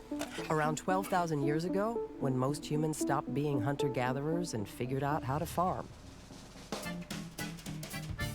Can I also throw, well, okay, when you say humans figured out how to farm? Let's be really clear. Yeah, do we mean men? I'm just out of curiosity. I'm not saying that. I think that could be an important detail to point out.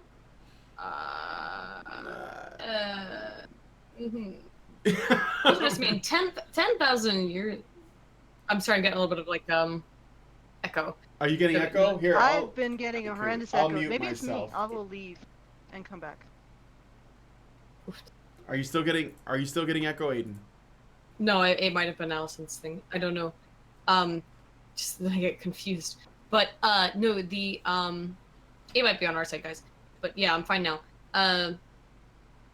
The 10,000 years ago stuff is that we can kind of arguably make note that the Aboriginal people who were separated from human society for between 40 and 60,000 years, there are even modern day anthropologists who will say, oof, that might make you a distinct sort of subspecies of human. You're not human, but you're different. That's a really, really long period of time. And the agricultural revolution, what they're talking about 10,000 years ago, no, that's the most recent stuff. In terms of how long we have been cultivating long-term planning procedures, far, far, far further back than 10,000 years ago. We're talking about a long-term period of human history that is not being represented here. But that's just me being a historical, like, I don't know, nerd. Spurg? No, it's okay Spurg. because I think it's important because they're skimming over shit. Actually, well, they also make this argument. I can't send just take the myself. headphones off for a second. They make this argument that with agriculture, all of a sudden the idea of property rights comes in, and they have like rank societies. But that's not true. There were rank societies way before agriculture. Like groups of people, like the Pacific Northwest natives, they had like an abundance of wild foods, and because of that, like rank started to develop. Like you had slave class and yeah, sure. Chiefs that would own the river or the resources, and like and so people would be indebted to them. So that's not true. Right. All right, there you go. So yeah, agricultural revolution let's keep going.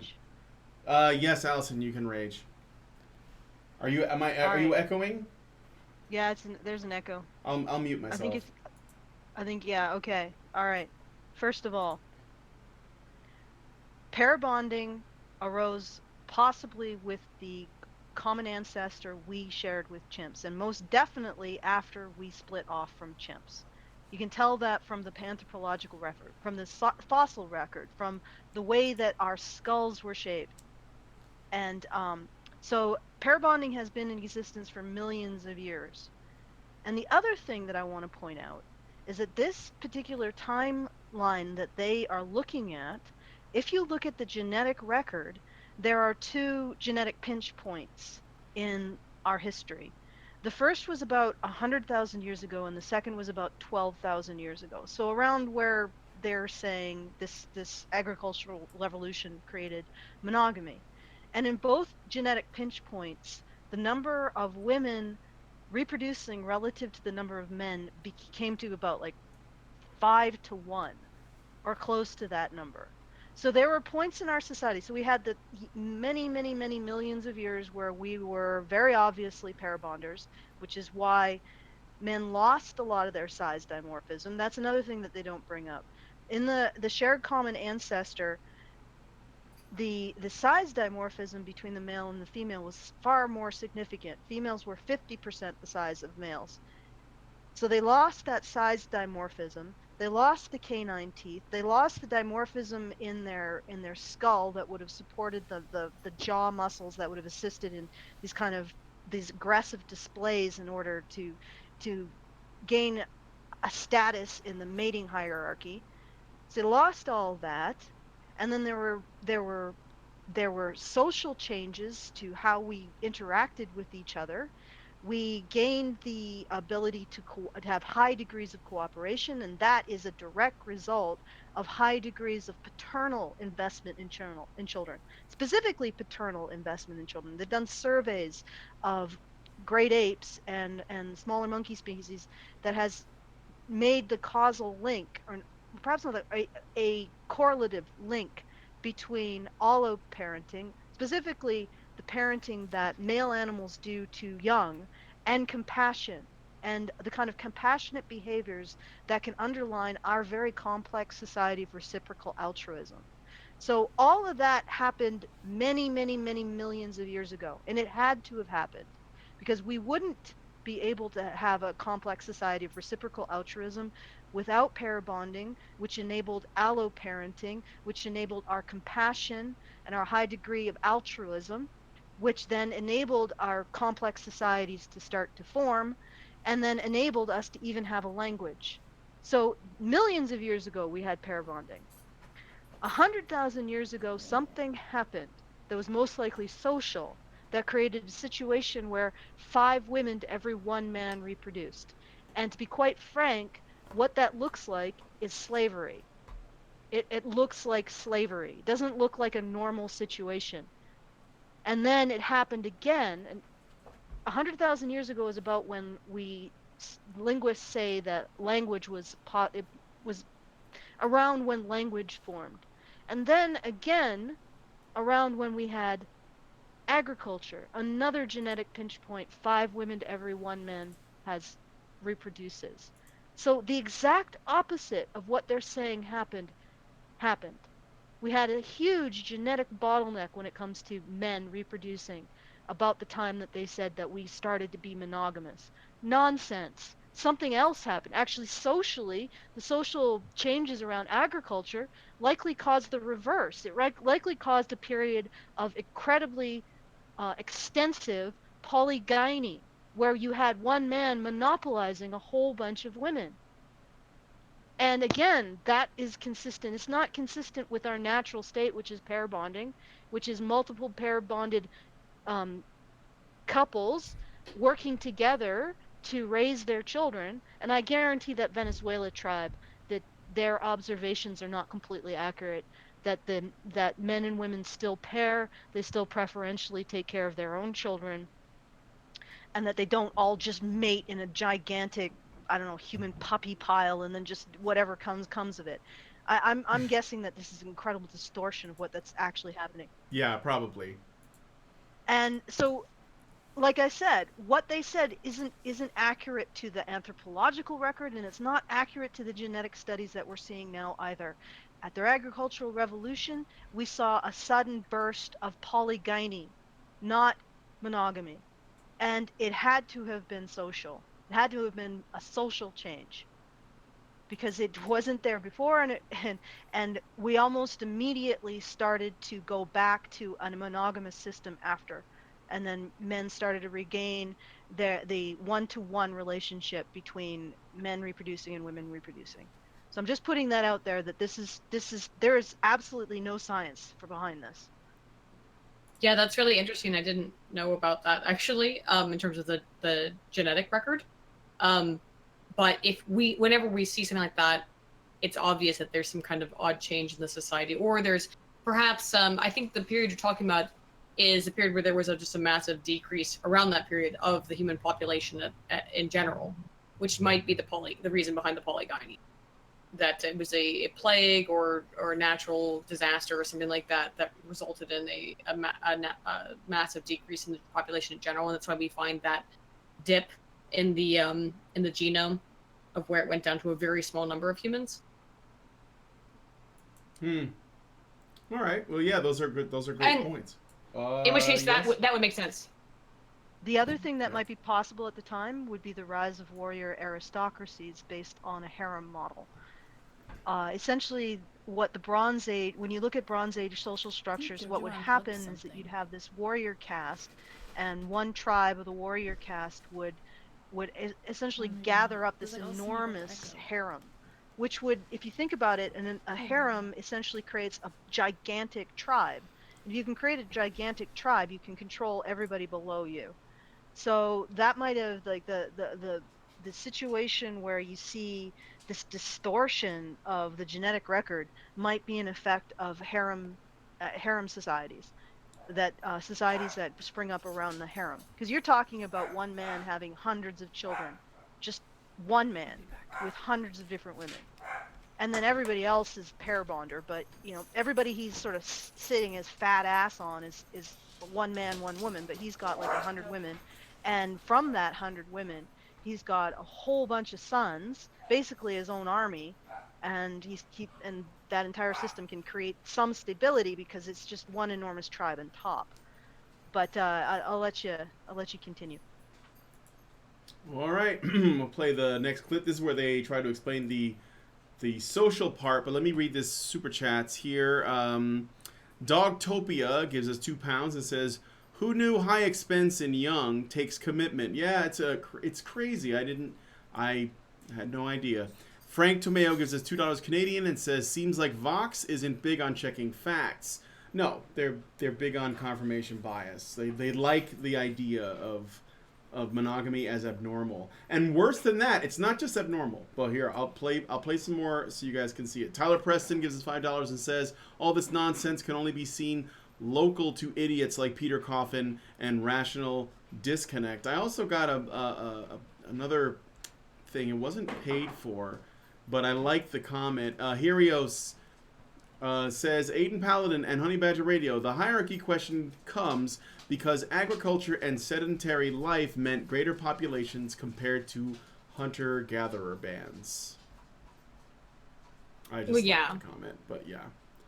And then Black Knight Fool gives us $5 Canadian and says, "The purpose is to justify not having fathers because the idea is that men never really cared about their offspring." Yeah, oh, for sure. We're getting to that because it is all men's fault at the end of the day, and you will see. You get a very overpowering concern with property rights. As the Greeks put it, you don't want a foreign seed introduced into your soil. For thousands of years, marriage was the main way that you increased your family labor force. You made peace treaties, business alliances. The more I've studied, the more I became convinced that marriage was invented not to do with the individual relationship with the man and the woman, but to get in-laws. All right, so the argument that she's making is marriage was invented so that you can expand the power of your family. So it was basically like the comparison she makes is royalty and people who own lots of property, which would suggest then that people in the peasant class or even slave class did not marry, I guess? No, again, this is the Marxist or the Engelian argument that, the only reason that families exist are for the rich, as if to pretend or that there is no benefit in a two-parent household for non-wealthy people, when we know that that is not correct. We know that from a psychological aspect. We know that from all research that's ever been conducted on this. So the idea that this was just something that was invented to preserve the capacity to give on inheritance is a Marxist myth. All right. Did you want to add anything to that, or Allison? Anybody else? Yeah, I actually did want to add something to this. Okay. All right, did anyone of you notice this little sleight of hand that they did? We're now no longer talking about monogamy. We're talking about social marriage. Absolutely. Oh, yeah. True. Yeah. No, that was my whole point. Was I was saying we're now moving into how essentially the social science part. Like they've just gone from whatever abortion they call biology and evolution, and now we're moving into social science, or their aborted fetus that is social science anyways. Allison, was that the only thing you wanted to point out? Allison, are you there? Did I lose Allison? Aydin? What? Yeah, I'm here. Oh, okay. Allison's not here. I don't know. Okay, well, whatever. She'll be back. I'm sure it was just she just dropped out. Black Knight Fool gives us $5 Canadian, says men are bigger and stronger because of fighting off other men. Marriage arose in every single civilization universally. Freshnator 2 gives us $2 and says, got it, property rights oppress women. Yes, that is the idea. That is the idea. All And right. women have nothing to do with this at all. Yeah, and women don't... Hypergamy ain't a thing. Yeah, hypergamy is not a thing. Marriage... Women weren't involved with the idea of marriage as a contract or as a, because, okay, so we can accept that the marriage itself is a social contract that, civilized society came up with, right? I mean, that makes sense. I don't think there's anything biological about marriage itself. But I don't think that...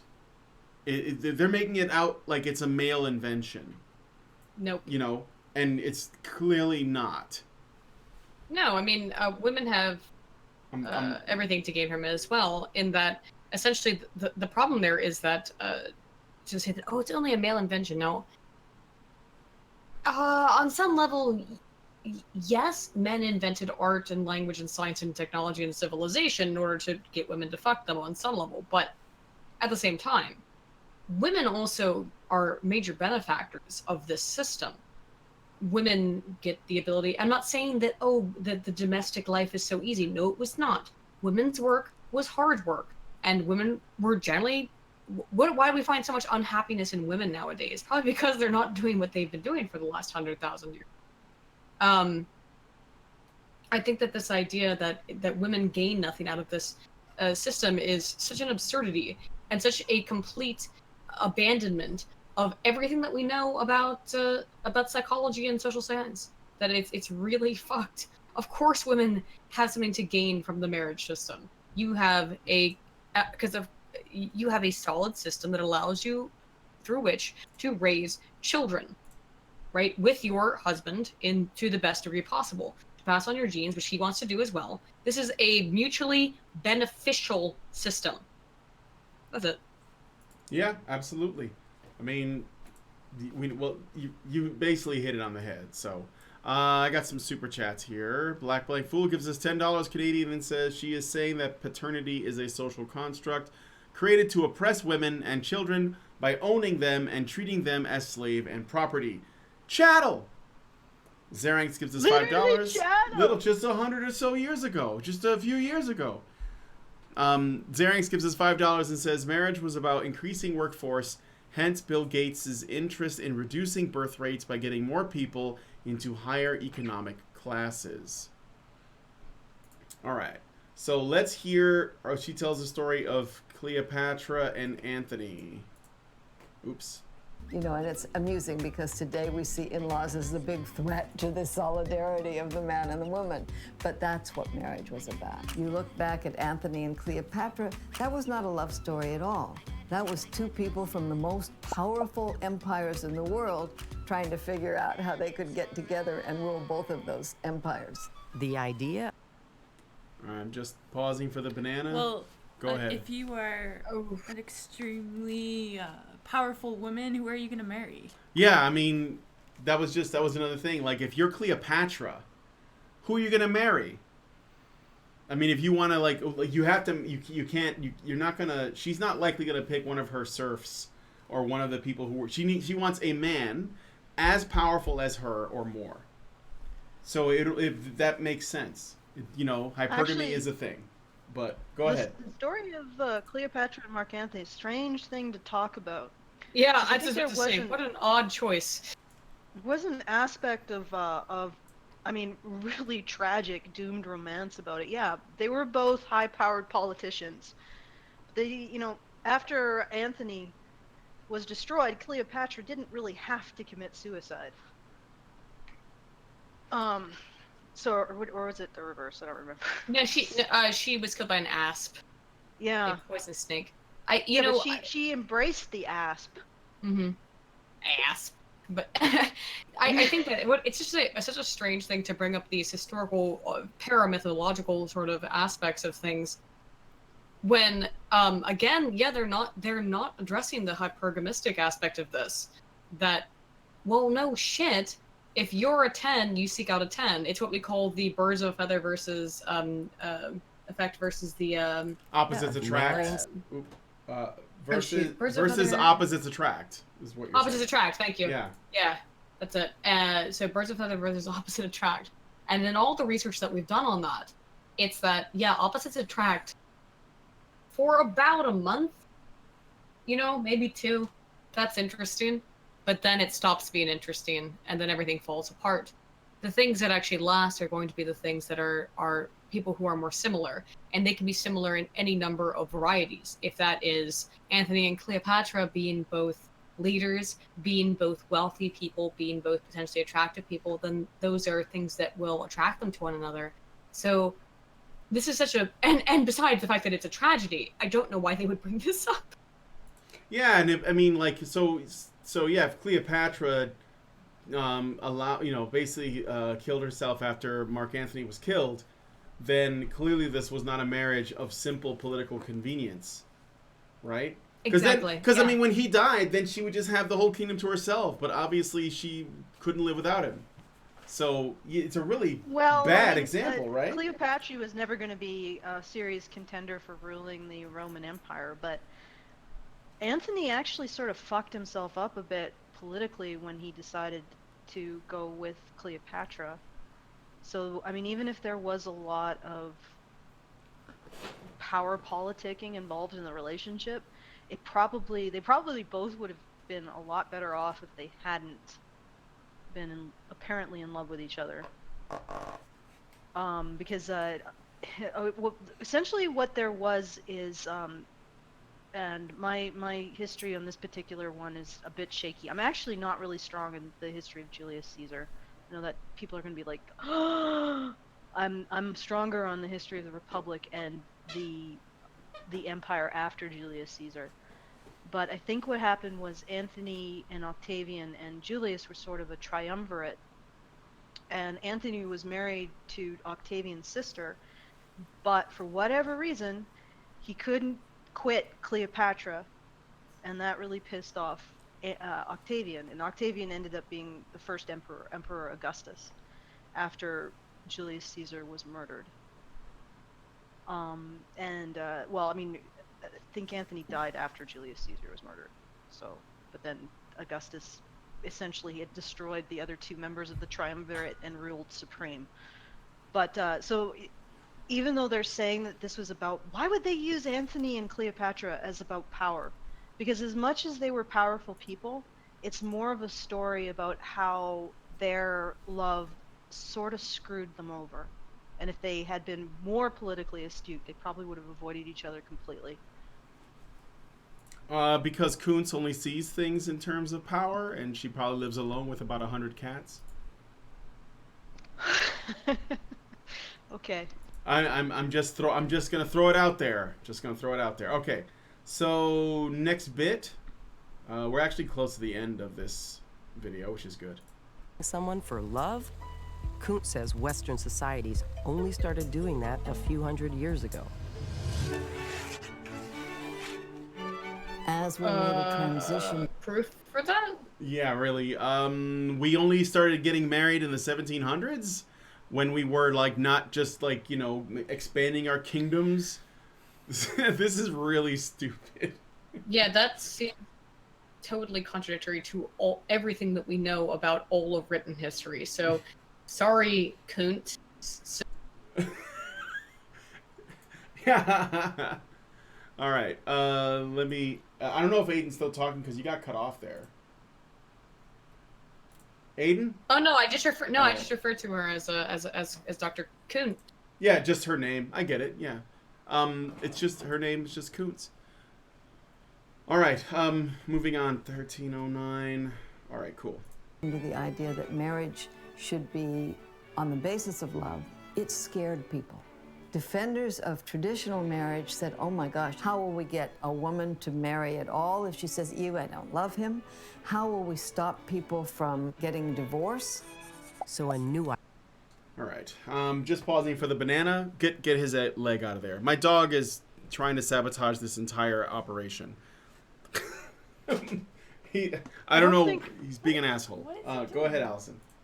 The modern conception of marriage and I don't actually think that we're benefiting history by reading in our own interpretations and motivations in, because in the past there was a lot more to be said for loyalty to your tribe, loyalty to your clan, loyalty to your lineage, and it may be a situation that these women wanted to and actively pursued a match that would benefit their families under the principle that, and in that time, and even if in cultures that actually do practice arranged marriage, they say that the love comes after the marriage because you learn to work together and make it work.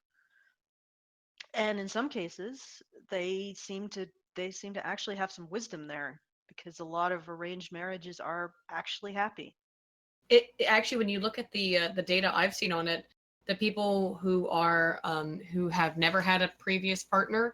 Now, of course, I know the counter argument, and I will address it. But the people who have never had a previous sexual partner before they've been married, their marriages are most likely to last, from the data I've seen. Now, the sort of counter argument, oh, it's because they don't know any better. Is it? Or is it because people who generally enter those kinds of marriages are out there to make it last, to make it work, because they have some sort of ultimate goal, be it more socially based or be it more, familial based, of wanting to ensure not only my genes, but that my family is happy and things like this, these more social goals. So, and we see this all over the place, where the more sexual partners people have, the more depressed they are, the more unhappy they are. We find this over and over again, both in men and in women. So there's just so much data that's against this idea that we should just go around.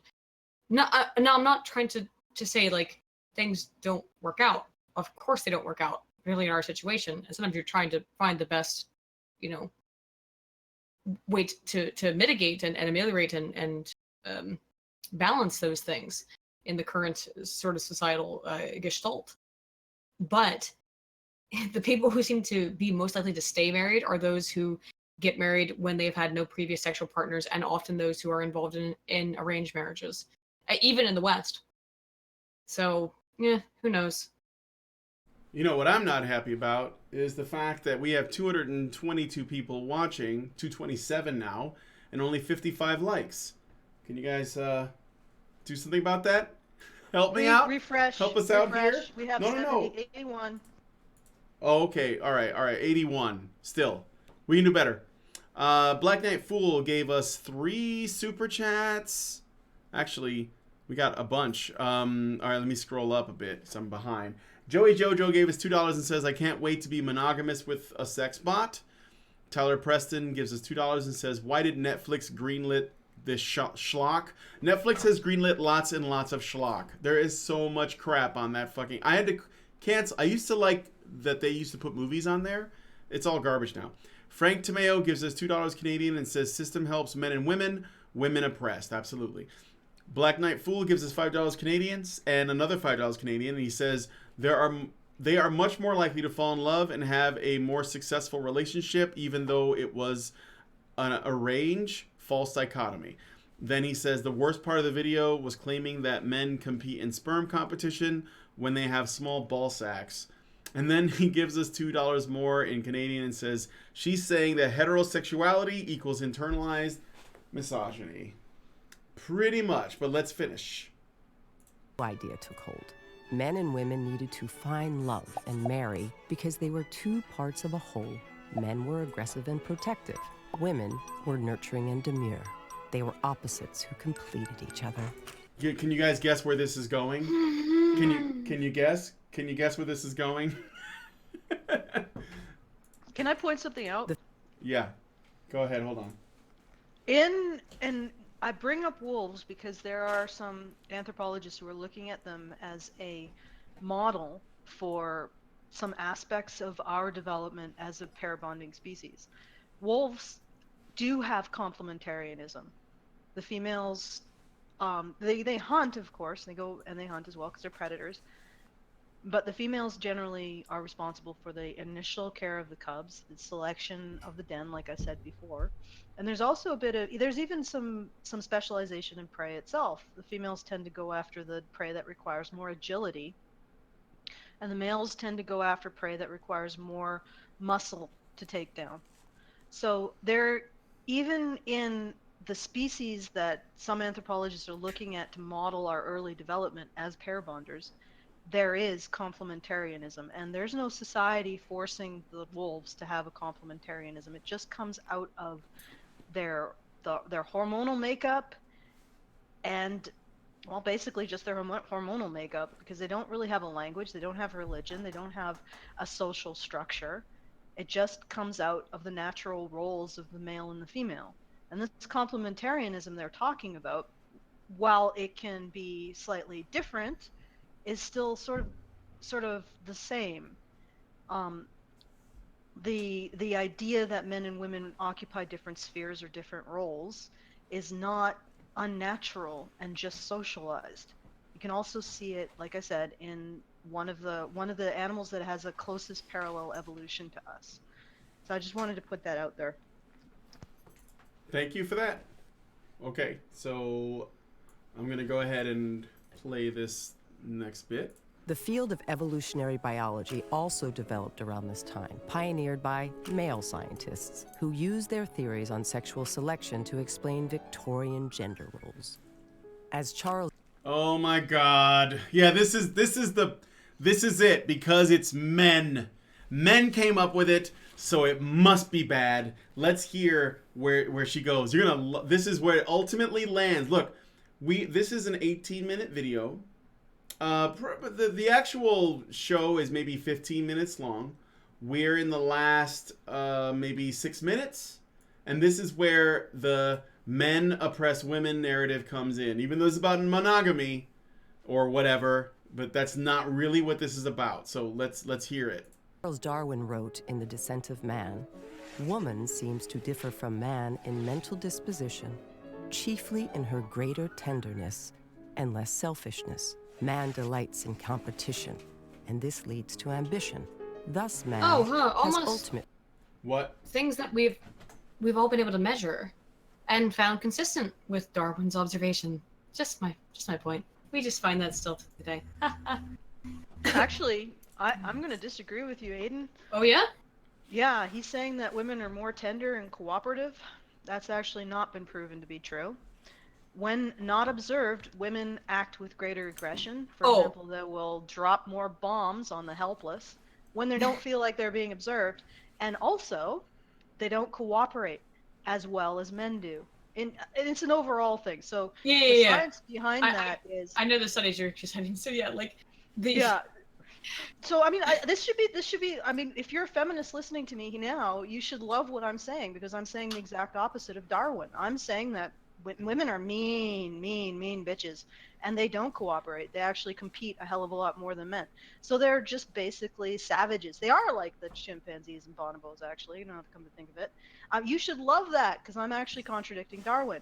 All right, but the science about cooperation is that when you look at it's like a type of prisoner's dilemma, but it's you can pay in, so you get a certain amount of money, you can pay in, and if your partner pays in as well, you both get double the amount of money. This is a game, and they do this with blind pairs, so you don't know who you're playing with. And when they do this, they find that men actually cooperate more, even though they don't know that they're cooperating with other men or women or trans people. They don't know, they have no clue, because it's all blind. You don't know who you're cooperating with. What they've found out is that men cooperate more with other men. The caveat is that certain pairs of women, and this only happens with women, there are certain pairs of women who are absolutely like 100% cooperative. But for the most part, men occupy a greater level of cooperativeness than women. And it's completely gender blind. So this is just a manifestation of either their testosterone or some aspect of their socialization. Probably more likely it's a manifestation of their testosterone. So men just cooperate more. It makes sense. It makes sense. I mean, I'm talking about the in terms of what these people in this video are talking about, which is basically the BEM sexual inventory, which you know is flawed as fuck. But the BEM sexual inventory says women are, and through their research, women are more nurturing, they're more kind, they're softer in terms of some ways. That's if according to their research, that's correct. But only, again, as you say, it depends very much on the context of the situation. Women can be complete and absolute cunts. And it is a problem that we find with the social science research, and I very happily admit is a problem of my field, that we tend to have this desire to want to play and paint women as only nurturers and without the capacity for violence. But yeah, it's no, absolutely, women can be complete and utter cunts, and in fact, maybe more so because women tend to be more tribalistic in many ways than men are. Because women, well, it makes sense evolutionarily, right? Why women would be more tribalistic, because you're not a part of my tribe. Fuck you. You don't get my resources. I have things to do. So yeah, this whole idea that women are always soft and kind and sweet and nice, yeah, is silliness. You mean And Vox coons? should love what- We're not talking about you mean coons, not cunts, right? Kuntz, yeah, okay. But Vox should love what we're saying because we're directly contradicting Darwin, but I'm sure that they'll say that we're a bunch of misogynists for pointing this out. Because somehow women need to be more nurturing and cooperative than men, but if we say that women are more nurturing and cooperative than men, then that's misogyny. But then if we say that women are not more nurturing or cooperative than men, that is also misogyny. Yeah, it's a total fucking catch-22. You can't win at it. And instead of what I find so irritating is that all of these things, as with everything, is always very nuanced and complicated. It's not women are blank, men are blank. It's people are a big fucking amalgamation of a lot of different things. People are people, so why should it be that you and I should get along so awfully? Yeah, I mean, there's differences we have general differences, but just the stupid, like, X is Y is silly. Quoting 80s songs to win. Depeche Mode, Aydin. I'm just showing my age. Somebody said that song is terrible. Shut up. Okay, so all right. Let's continue this clip. We're at the end here, and then we'll get final thoughts and move out of here. And this leads to ambition. Thus, man has ultimately become superior to woman. And it's possible his ideas became so popular and survived so long because it made sense to us in the society. Is that quoted by Darwin? It's, you know what? It's somewhere. It's because the thing is, it looks like they jump to some other page where he says that. But yeah, apparently it's quoted by Darwin. But who knows? These people have lied this much this far. So, who knows? I mean, even if he said that in particular quote, based on his rationale, he is not incorrect. His rationale is that men have a greater maybe not greater total function towards society, but that they do contribute more overall. That's true, I would say. Also, but what that also means that if Allison is right, then that means men are that much greater than women. Because we also have all of some of the best traits of women, like we cooperate better and all that. I'm just saying that Allison is how we would be misogynist if we pointed out. By the way, that woman on the right, that's Betty White. Okay. So I guess I'll continue the clip. I think I understand what he's saying. Because women are the selectors, men achieve a higher level of what they are selecting for. Is that really that controversial? No, apparently not at all. It is. It's strange to me though, because you're completely correct. There is that like women are the selectors, men attempt to be selected. We get to pick who passes on their genes, right? So why is it the patriarchy when men do everything within their power in order to be more attractive towards that? Oh well, fuck me if I know. Yeah, I don't actually see this as saying that women are necessarily inferior to men. It's that women are the selectors, therefore when they select for particular traits, men will go hog wild in making sure that trait, they have the best of that trait. And then that will make them, in whatever way, stand out from women and hopefully for them from other men, like the peacock's tail.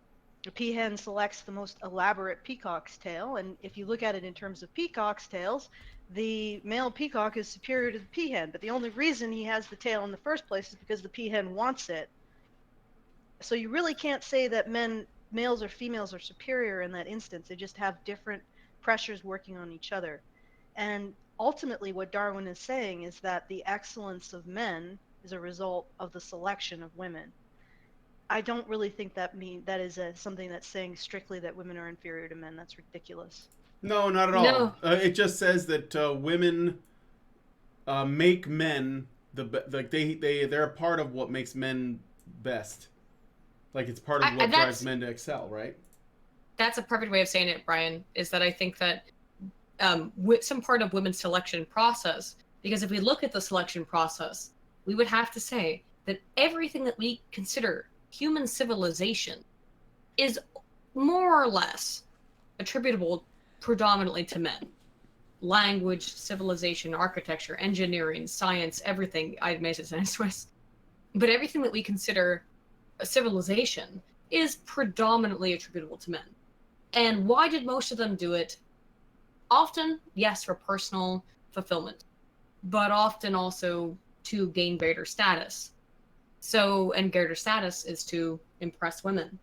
So in some way, in a very roundabout sort of fashion, you can say all humanity and all human civilization is attributable to men, but it's only attributable to men because it's attributable to men trying to fuck women, right? Yeah, it's attributable to the men trying to be selected by women. It's almost like the relationship between men and women is what made everything. Like they the saying behind every great man. I think that's what that saying is talking about. We are looking at old wisdom. But the other thing is, if women want to excel along a particular vector greater than men, the obvious thing to do would be to somehow have men be the selector. If that's the way, if women want to excel at something, then men have to be the selector, because you can't be the judge and be the thing that it is judging, thing that they are judging. It just doesn't really work. No. So if feminists really want to excel, then they have to accept men as sexual selectors, or somehow create a situation in which men are sexual selectors. Or we could just be okay with what we have. All right, moving on. We were living in.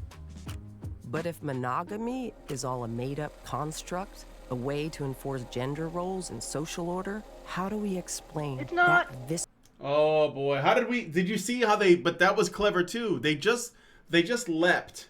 They just did a logical leap from saying, this might be fake, and then they're like, okay, so we've established that this is fake now. Like, they just didn't give us a lot of data to work with. And they were like, okay, we've established this is a social construct that men have used to essentially keep women under their heels so that they don't go ahead and do whatever they want, because in a truly egalitarian society, women would be allowed to be as sexually promiscuous as they'd like to, and men would raise their babies no matter what.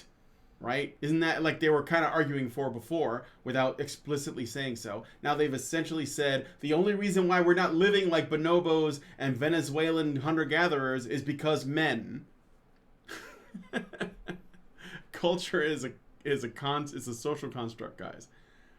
So yeah, that was obviously it's bullshit. They're gonna get into the next bit, and then I think we will be done here. So what you're saying, Brian, is the only reason why I'm not sitting in a piece of mud weaving bits of grass together is because of men. Well, thank almost. You. Yeah. Yeah. Thanks, guys. Thank you, shovel penis people. Shovel penis. Deep-rooted feeling we get when our loved ones stray. Tell me something. Are you the jealous type? I feel like we don't really deal too much with jealousy. Oh, I want to clarify. This guy is in a relationship he's in an open relationship with his girlfriend or wife or whatever. And what they established that earlier in the video, but I didn't play it. And she's basically like, yeah, we're basically, polyamorous. And I don't, but basically, like, the experiences she describes, if I remember correctly, involve other men. So I don't think this guy is getting, seeing much action. I think he's just basically okay with what she's doing. I'm not, I remember this bit. That's pretty much what's going on here. I just want to put this out here real quickly. Psychologically speaking, the human brain, as flawed as it is a very refined tool. Why would we experience feelings such as jealousy if we were not designed to try to have one mate or control a mate, or however you wanted to define it, right? Yeah. We have that desire to have one mate, to be like, this is my partner. And if we did not have that inherent desire, we would not have the emotion of jealousy, I don't think. Otherwise, there would be no reason for that to evolutionarily have stuck with our species over sex, right? Yeah, absolutely. Maybe we should have been more like gorillas, huh? There would be less bitching. I think gorillas feel jealousy. In fact, I'm pretty sure chimps probably do as well. The aforementioned tearing off another chimp's face over a woman or a female chimp. Male gorillas are pretty aggressive towards any kinds of challengers. Do you think that's aggression, or is that jealousy, though? Because jealousy in humans is often very silent. It is. Obviously we can be jealous over anything. We crave gold, we crave money, we can be jealous over all kinds of things. But in terms of the sexual aspect, oftentimes jealousy is very, very silent in humans in the ways that we do not perceive in the ape world. Yeah, I see what you're saying. But in terms of not having less aggression because of jealous or mate related aggression or reproductive related aggression, getting rid of jealousy is not necessarily going to do that. Mm-hmm. Because we can have that kind of aggression, whether or not apes feel jealous, which how can we tell? Who knows? How can we tell? Who knows?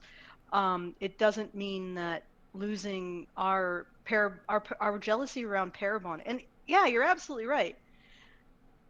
Why would we feel that kind of jealousy, that kind of emotional jealousy? And it is sort of a betrayal without actually having had that emotional bond with the partner. And the other thing I wanted to say is that, can we make a distinction between cuckoldry and hot wife fantasies? Because I know that there's some people out there that do want to share their wife, but it's not about degradation or humiliation. It actually is almost inciting the jealousy and then reclaiming the woman for yourself sort of thing going on. But this sounds like it's cuckoldry because... No, this is absolutely cuckoldry. I'm pretty sure. I'm almost certain. And I don't want to go back because we've been going for a long time anyway, but you can see that in the body language and stuff that she's a lot happier with this arrangement than he is. And, he's just not... He just hasn't, I think, established his boundaries. And that's a whole other conversation, but...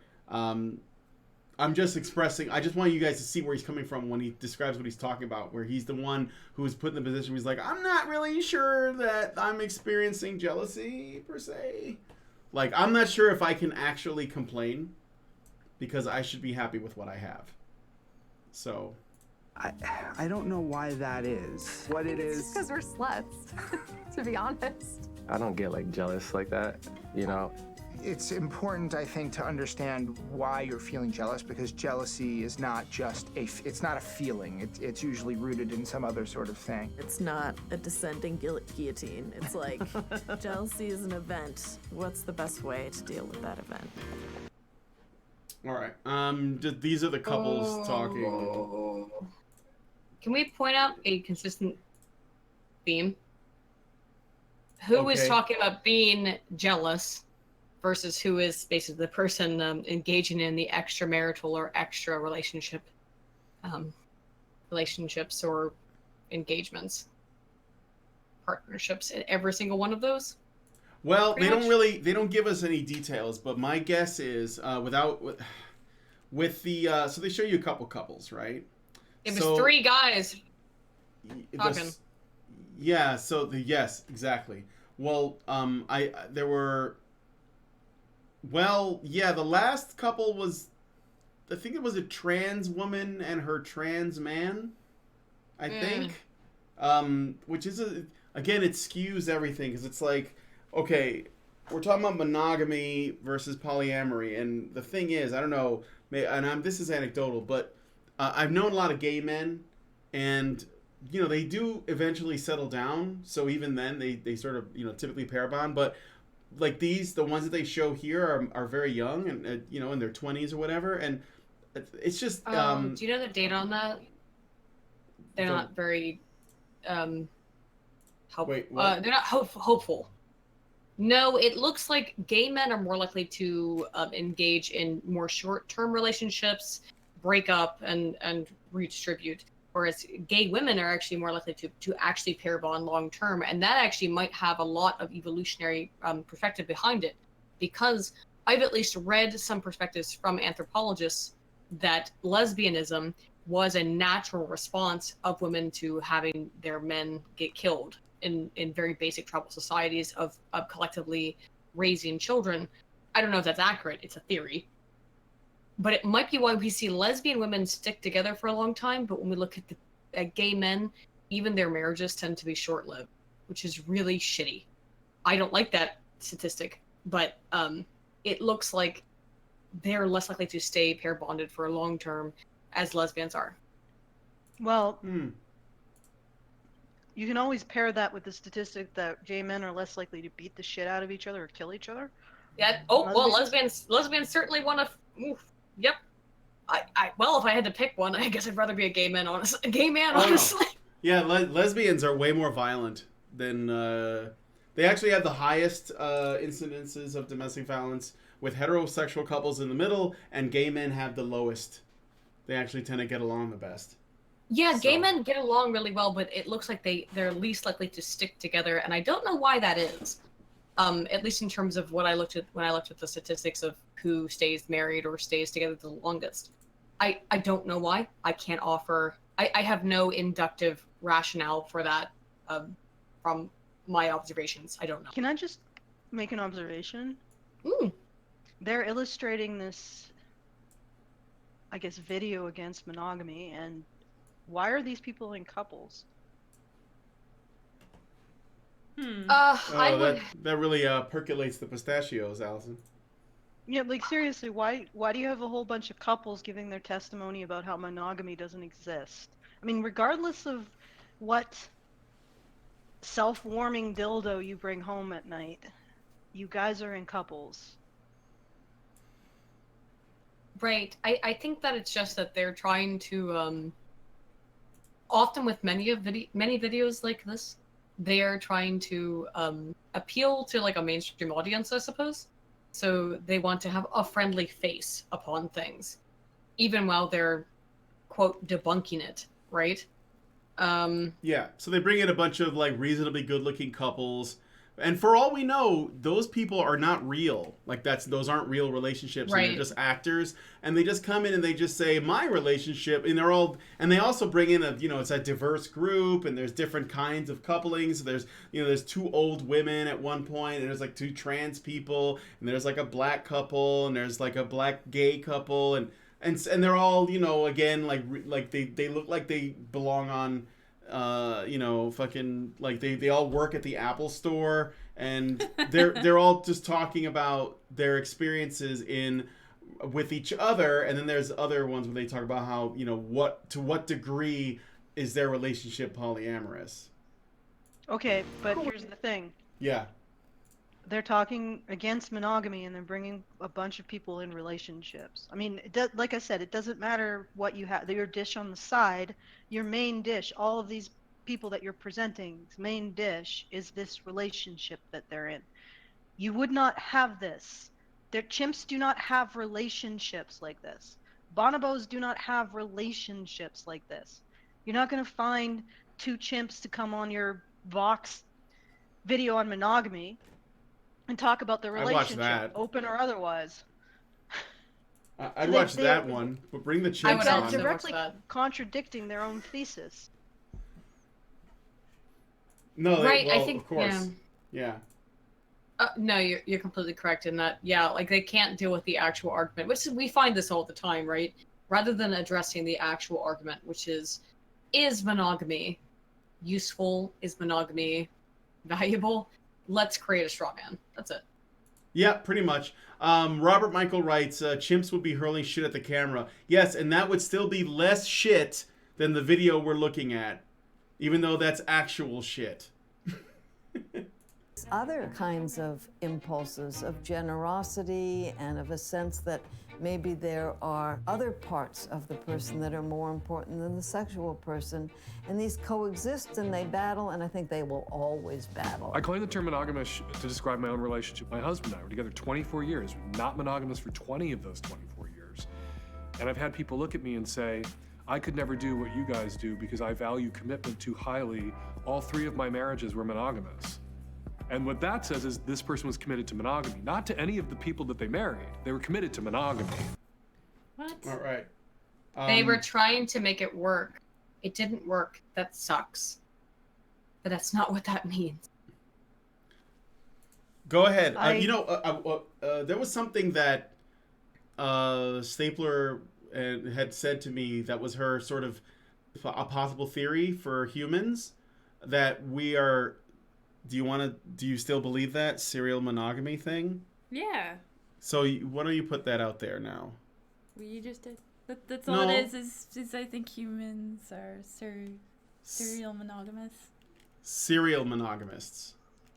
So they basically keep, like, you know, in the animal kingdom, animals pair bond. The ones that pair bond, they do it for life most of the time. But human beings, not necessarily. Like, stuff doesn't, you know, not always. Like, it doesn't work out or whatever, and then we go and we find other people. So maybe it's somewhere in between a lifelong pair bonding, like what you would see with birds and stuff, and it's more like serial monogamy. So we try monogamy and it fails. If it succeeds, great. If it doesn't, then we do monogamy again. And then, you know... Could we look at the ahead. timeline for that? When we see how the average length of marriage is, it's on long-term marriages, it's like 20 years. Well, what does that line up with? About the time that it takes to raise a child. Multiple children, potentially. So, yeah, probably we are, as Stapler describes, serial monogamists, in that it's easy sometimes, easier maybe, or more convenient because we drift apart as humans to engage in these 20, 25, 15 to 25, how about that? Year-long relationships. I'm putting 15 on the really, really low end. I don't like that. But 15 to 25 year-long relationships that are based on the raising of children. I mean, I know my dad, my father, personally, has been with my stepmom for, 15 years now. And they're, if I was going to define to you the picture of a perfect marriage, I would just send you, like, videos of them. They don't agree with each other all the time, but I would call them a perfect partnership. And I think that maybe we have that a little bit of we get bored with people sometimes. We do have that inherent sexual desire for others, but we also have the inherent necessity to protect and care for our young. So this very, I don't know if I want to call it hedonistic, sort of let's just fuck as many people as we can, is not good not only for the human species, but it doesn't even appear to be normalistic for us. That's all. Do you want to say something else? No? Okay. All right. Well, let me go ahead and play this last bit. This is probably the... Is Lindsay not wanting to speak? She's feeling a little nervous. I like the serial comments now. She's looking at the serial No, comments. that was a great comment. Don't stare into the eye of YouTube. No, Stapler had a great comment about that. No, they're good. It's funny. They're funny. They're making jokes. Like cereal, like breakfast cereal. Like breakfast cereal. Get it? Serial monogamos. So Aydin. Serial monogamos. What does the barbed penis do? I'm just gonna keep being annoying that way. Becky, let me Bet you want me to smash. leave now. Becky, let me smash. All right. Well, let's continue. This is the last bit. This is the sociological part, or at least there was a study done or something. I'll let Aydin drop kick this one. A 2016 study found 1 in 5 Americans had been in a non-monogamous relationship at some point. And in another survey, a third of Americans said their ideal relationship would be non-monogamous. Okay, so I have the study. Yeah, we got I'm it. pretty sure is the study that they are citing. Okay, Aydin, so did you look at this and what are your thoughts? What do you think I did? Of course I looked at it. I was fucking furious. Okay, so it is interested in polyamory, is what they're citing here, versus not polyamorous. The total citation is 60% of people were not polyamorous, nor were interested in polyamorous relationships. Now, I don't actually have the original. A very big problem with data like this is that sometimes I want to see your instrumentation. They don't provide. However, my reading of this means that not interested and not polyamorous is 60% of people. I need to understand what their polyamorous definition is. So the thing you sent me, I read it, but I really need to get into the data by what they define as polyamorous. Because if that means having an affair, that is very different from polyamory. Polyamory, in terms of what we define of colloquially, is I'm going to fuck my wife and then also there's another woman I fuck and we're all okay with it. That is very different from I have a mistress. You know what I mean? Yes. I just don't like the definitions used in this study. I think that they could be highly limited and contentious. So in terms of the U.S. populace that was analyzed, it's, again, 60% not polyamorous, not interested in polyamory. The part that they're very interested in this is the 25.5% that says not polyamorous, but interested, which means people who want to get into a three-way. Oh, wow. Like every dude ever. I'm not saying that it's every dude ever. There are women who are interested in that as well. I'm not trying to be reductive or diminutive of that. But of course, that's a fantasy, right? Sure. Actually, it's interesting that I was just thinking about that because, like the who knows how this question was actually phrased.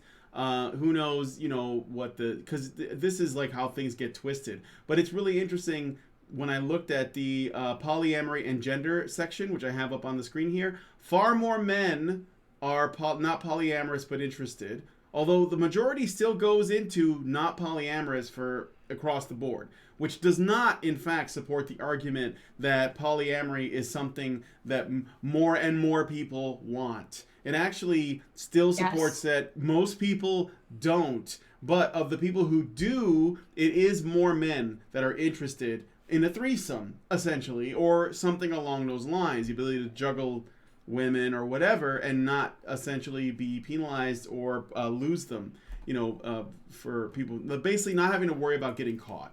So if it's the case, like the majority of women do not have an interest in this. So who is this supposed to be liberating exactly? This idea that monogamy is a dated thing that men created, even though most men would rather be in polyamory, or not say most, more men than women would rather be in polyamorous relationships. So are you saying that if we were to just take this to its logical conclusion, does that mean that we should bring back harems because that's what men want? That's kind of an argument against sperm competition too, right? Yeah, this is also an argument against sperm competition. Yeah, because most women don't want to be polyamorous. They're not interested, according to this study. No, women don't like it, and it makes sense why women don't like it because, according to the patriarchy, quote unquote, that men created of art and culture and civilization and all that other shit that men created, it means that women don't want to end up having to scour for, quote, scraps, right? So of course they want to settle down with a man in the long run in our society. Now, in the society that I believe is being touted in videos like this, is the more R-selected society that we are not designed for, which is 99% of women going for 1% of men, right? Sorry, my voice, I'm losing my fucking voice. Yeah, no, you sound fine. You're fine. The problem is that, like, it's 99% of women going for 1% of men. Now that is, I think, what they're actually proposing. And the problem is, women don't want that. For the mass number of women, they do not want it. It's why feminism does not represent women, nor does it represent men. It represents no one outside of a very small, secluded portion of people with a very precise political agenda. Well, not only that, but here's another side effect of that. If we were to give 99% of women sexual, like we mandated and made it law and enshrined it, right? That 99% of women should only be getting dick from 1% of men because those are the men they want, then what they've just done is they've created a generation of people that are inevitably going to inbreed because there's only, they're all sharing like the same small pool of fathers. So That's this is actually going to be genetic disaster. Develop society. Yes. That's why we develop society, is to avoid that. And also so that we can develop a society that sort of establishes a 50-50, more or less, matchmaking system between men and women that makes the very most sense. And it's out of that matchmaking system that arises civilization. Therefore, yeah, of course, this all makes sense. But in terms of this kind of stupid shit, like this polyamory stuff, well, okay, do people want to fuck other people when they're in a relationship? Of course they do. Of course you do. It's your physiological prerogative, particularly as men, but as women as well, to try and seek out. For women, it's the hypergamistic standard in particular, to try and ensure that the genes that are propagated by your body are the best possible. But that's why we invented all these social conventions to say that's stupid. Don't do that. Now, you can call it the patriarchy. You can call that whatever you want. But these social conventions have rationale, and they have real societal use. And it wasn't civilization just, exists. Yeah, and it wasn't just men that came up with it. Like, without women to say, yes, I think that's a great idea, let's do that, this wouldn't have happened. So women were just as much in on it as men, basically. I mean, It's clear by the data here that women want this more. They want these controls in place. And by the way, as a side note, not that it matters that much, but according to sexual orientation, the one group that has the most interest in polyamory are bisexuals. But that's not really surprising, considering how else you're gonna get your fill. That's a misrepresentation. No, a lot of bisexuals are monogamous.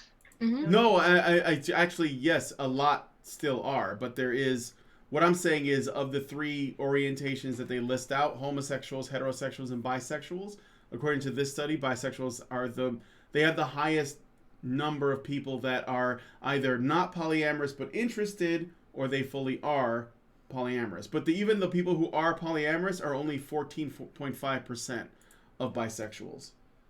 I would also point out that this is an online survey. It is based on 5,043 responses. However, this is not an academic survey. So for anyone to cite this, including this video here, as academic research, is being disingenuous at best. Yeah. I'm just calling you out for your biphobia there, Brian. Wait, saying that bisexuals like sex is biphobic? It is kind of a very, very common misnomer about bisexuals. Oh, yeah. That because we are interested in both, it means we have more sex. And that's not really the case. Yeah.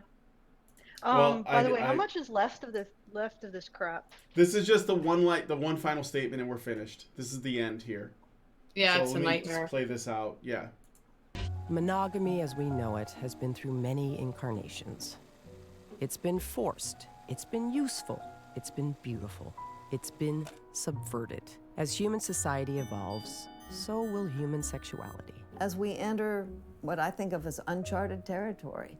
For the first time in human history, we're trying to develop relationships that are not based on coercion. Coercion of women by their economic and legal dependence, coercion of women by their bodies, coercion. It's Excuse all me, coercion. Kuntz, I have a question. How about the raising of children? Where did the children fall into this?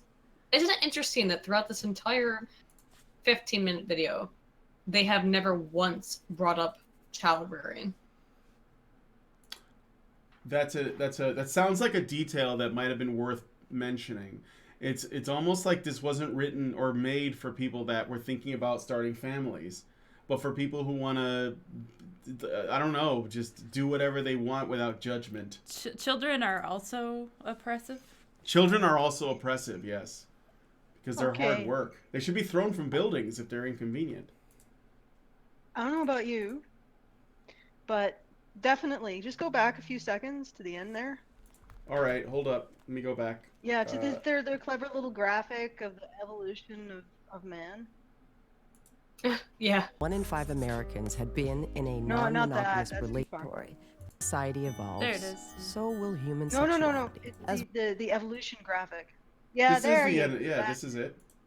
Okay, so we got our little, I don't know, Homo habilis or whatever, or hominid, and then the evolving into Cro-Magnon, and then you see a guy on his knees proposing to a woman, because that is the posture of the oppressor.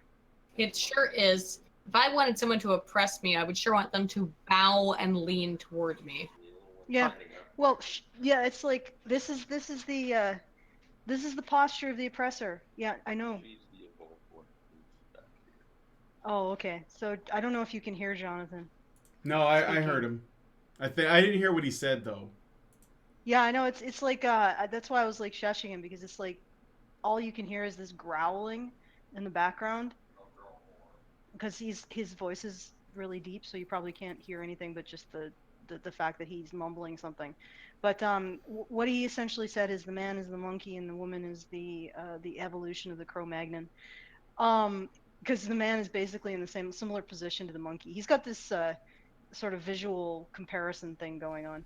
But anyway, so this idea of this guy bowing and giving her a gift, that is definitely him, in a position of oppression over her, not submitting, not supplicating. And in fact, this is the position that a vassal would pledge his allegiance to his lord in the Middle Ages, before it was co-opted for proposal, for a man proposing to a woman. So by adopting the position that a peasant would when pledging his, I don't know, fork to his pitchfork to the service of the Lord's war or some shit, that by assuming the position of the inferior to the superior, the man is pledging his superiority over the woman. Wow, it's so obvious about how men are obviously in charge of everything, and women are just such weak pieces of shit who have no ability to control everything. You know what's really hysterical? If you've ever watched, I've watched etiquette films for soldiers from like the 50s and 60s, and about how they're supposed to conduct themselves when they are courting a woman or taking her out on a date. And what's really fascinating is this was created by the US military to inform their troops on proper behavior with women. When they take a woman to a dance, for example, and they are in the presence of their commanding officer, they are actually supposed to, the commanding officer is actually supposed to defer to the woman. So she is expected to be treated as if her presence is superior to his commanding officer. I always found that really remarkable, considering that feminists say that was the deep, dark time of women's oppression. And yet a woman was considered to have a higher social status than a high-ranking military official. Yeah, that's fascinating. I didn't know about that. I'm not surprised, but, it's almost like feminism's mostly a lie. Modern. Almost. Oh, wow, wait. Well, okay, so there really isn't anything else. I mean, they kind of wrap up with this feel-good thing, and they're like, we don't know what the future's gonna hold, but, the monogamy is old, and the future is open. That's why there's a question mark. So, like, what's next? But we've already gone through the thing, and there really isn't anything else to say about this. Is there anything? I know what's next. Okay, what's next? Well, let me ask. Wait, let me do it. Aydin, what is it exactly that the barbed penis does to the cat vagina? It destroys the cat vagina. I wasn't going to ask that. But I mean, Okay. it's true. It destroys it. Utterly. It destroys the vagina. It leaves. It's a weapon of mass dicking. I wasn't actually going to say that, Brian. I wasn't. What I was going to say is that whatever the future brings, we know in 50 years, feminists will say it brought oppression of women. No, it doesn't matter what it is. It will be, in 50 years, it will be considered, whatever happens in the next 20 will be considered the greatest oppression of women ever. There you go. Now I think we're gonna go ahead and. Did you want to say anything before I wrap up? Anything that we didn't cover? No, I think we covered everything. All right. So Sex at Dawn is bullshit, and it should no longer be in circulation. And Vox, stop. It's time to stop. Get some help. That's right. All right, we're gonna go, and I guess I'm gonna do it in a little after show because I put it in, and even though the sausage got long, but I'm gonna blame Allison for that because she joined the call. Actually, I was shoving more pork in the sausage, so it's my fault. Way more. This was Lots an enormous sausage now with barbs.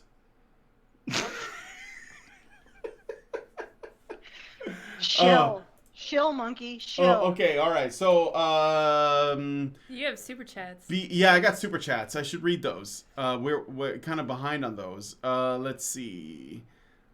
God, I missed a few, huh? Okay, so Black Knight Fool, Canadian, $2. She's saying heterosexuality equals internalized misogyny. I think I read that one already, but you know what? It bears repeating.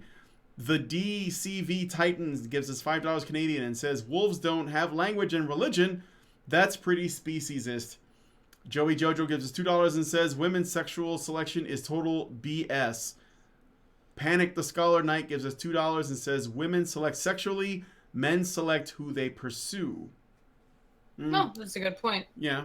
Tyler Preston gives us $2 and says, I'd rather die than become a cuck like Peter Coffin. Maul Lurk gives us 50 kronas and says, jealousy may just be a sort of mate guarding, considering female estrus is invisible, also increases male competition, nature care, not what happens. It says happiness. Oh, not nature. Nature doesn't care about happiness, right? Frank Tomeo gives us $2 Canadian, says, I like Mr. Monkey Lint's fun facts. French Nader 2 gives us $2 and says, gay men sure are gay. They are totally gay. Jonathan Rosler gives us $2 and says, our lifespan are much longer, which can be a factor. Oh, that's for the serial monogamy thing, I think. Exploding Prinny, what's up, dude? Gives us $5 and says, barbed Exodia penis obliterates the vagina. What was that, Aydin? Dude. Come on, yes. Dude. Alex Undusco gives us $5 and says, wanted to get this in before you guys call it a night. I hope I'm not the only one that wants an Aydin badger since she's pretty much won honorarily. And then Alec Indusco gives another $5 and says, the Nelt Man is asking the sexual selector with an item of great value, asking, will you select me? This is reference to the guy kneeling to the woman. Merc for $2 gives us, says, weapon of mass destruction. I was going to say that. And then I said, that's going to make people groan. No. No, it's a weapon of mass destruction. Don't ask Allison about it too much. There's nothing constructive about this. Weapon of mass destruction. Happy? And then Bryce Byerly gives us $20. Thank you, Bryce. And says, someone put weapon of mass destruction in a super chat. Well, they just did. And now you just did. Now look what you've done. Oh man, it would be great if they just kept doing this and you kept having to say that until you wanted to kill me. Weapon of mass destruction. Good lord. All right, so with that said, stop stuffing the sausage with pork. Yeah, I'm trying to get out of here. So, you know what to do. Subscribe, share, like the video. Hit the notifications bell so you know when we go live and when we put videos up. Also, please, if you want to be a part of the after show, we're going to be looking at an article that I've been holding on to for a while. I'm looking for a reason to talk about. It's just interesting to me. It was written by The Guardian, and it's called "What If Superheroes Aren't Really the Good Guys?" And I'm just going to read through that. I think that could be fun. If you want to join us in the after show to talk about this cancerous topic, you'll have to become a patron at www.patreon.com/honeybadgerradio. One level of patronage, I don't know how much it is, $5 or something, gets you into the show. No, lets you watch the show, and then another level that's above that lets you join into the show. And so you probably want to be a part of that. I want to thank Stapler for coming on, even though she didn't say much, but it's okay. Maybe next time. No, she had really good takes. Go ahead. Yeah, really, really good takes. I agree. And you I have want more to. super chats, Brian. I do. I'll read those in a second. I want to thank Aydin for coming on with me, and maybe we'll do another one either in a week or 2 weeks. We'll talk about something else. I want to look at hookup culture. I want to look at this Mary Koss thing. I was looking at hookup. I want to look up hookup culture because I wanted to get the flip side of the incel thing, which we talked about last time. I really liked that show. But who knows? Maybe something crazy will happen between now and then, and I'll find an even better study. Brian, I sent you an article that, I don't know if you guys have seen that, about women complaining about being incels, essentially. Yes, I did see that. I have that. There you go. I have that one in the old records bank for later. We could definitely look at female incels, also called feminists. And whoops. Burn.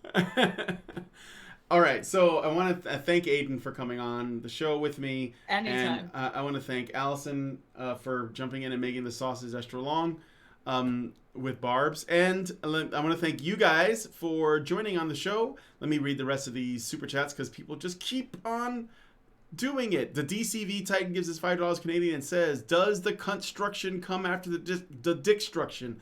Of course, you need to reconstruct the vagina so that the next dickstructor comes in and, you know, there's something to destroy. Alec Undusco. Sperm competition. Yes. Alec Undusco gives us $2 and says, "I'm serious about Aydin Badger. Aydin is an honorary Badger. That's why she's here." I'm saying it now. I'm saying it now. Just like I did with Bunny Blackwell, Aydin is an honorary Badger. Of course she is. But she's also still her own person. You're welcome. You are. We'll look into it, guys. We'll look into it. I'll see if I can make some artwork that reflects it. Yeah. So I'm done. An adorable badger figure. I can. I've done it plenty of times. Although it might lead to people doing Rule 34 and cries of "she's a furry now." Oh no. Aydin's been Rule 34'd already. There's so much times. Rule 34. Yeah, she's already been there. And actually, I think that there is of us, too. I'm fairly certain. In fact, somebody sent me... Yes, somebody sent me something that had a panda like and you and me? No, it was a Doge and a panda. Okay, that's okay then. It was... I cannot unsee. So, I'm not going to share it. I'm just going to keep that one to myself. It's a good thing I chose a stapler. Yeah, no, staplers can be Rule 34, Lindsay. Come on now. You're tempting fate there, friend. You don't understand the extent of Rule 34. It can apply to staplers. Actually, I have let me tell a quick joke about Rule 34 before we leave. There was one thing that was not found on Rule 34. You know what that was? It was the wage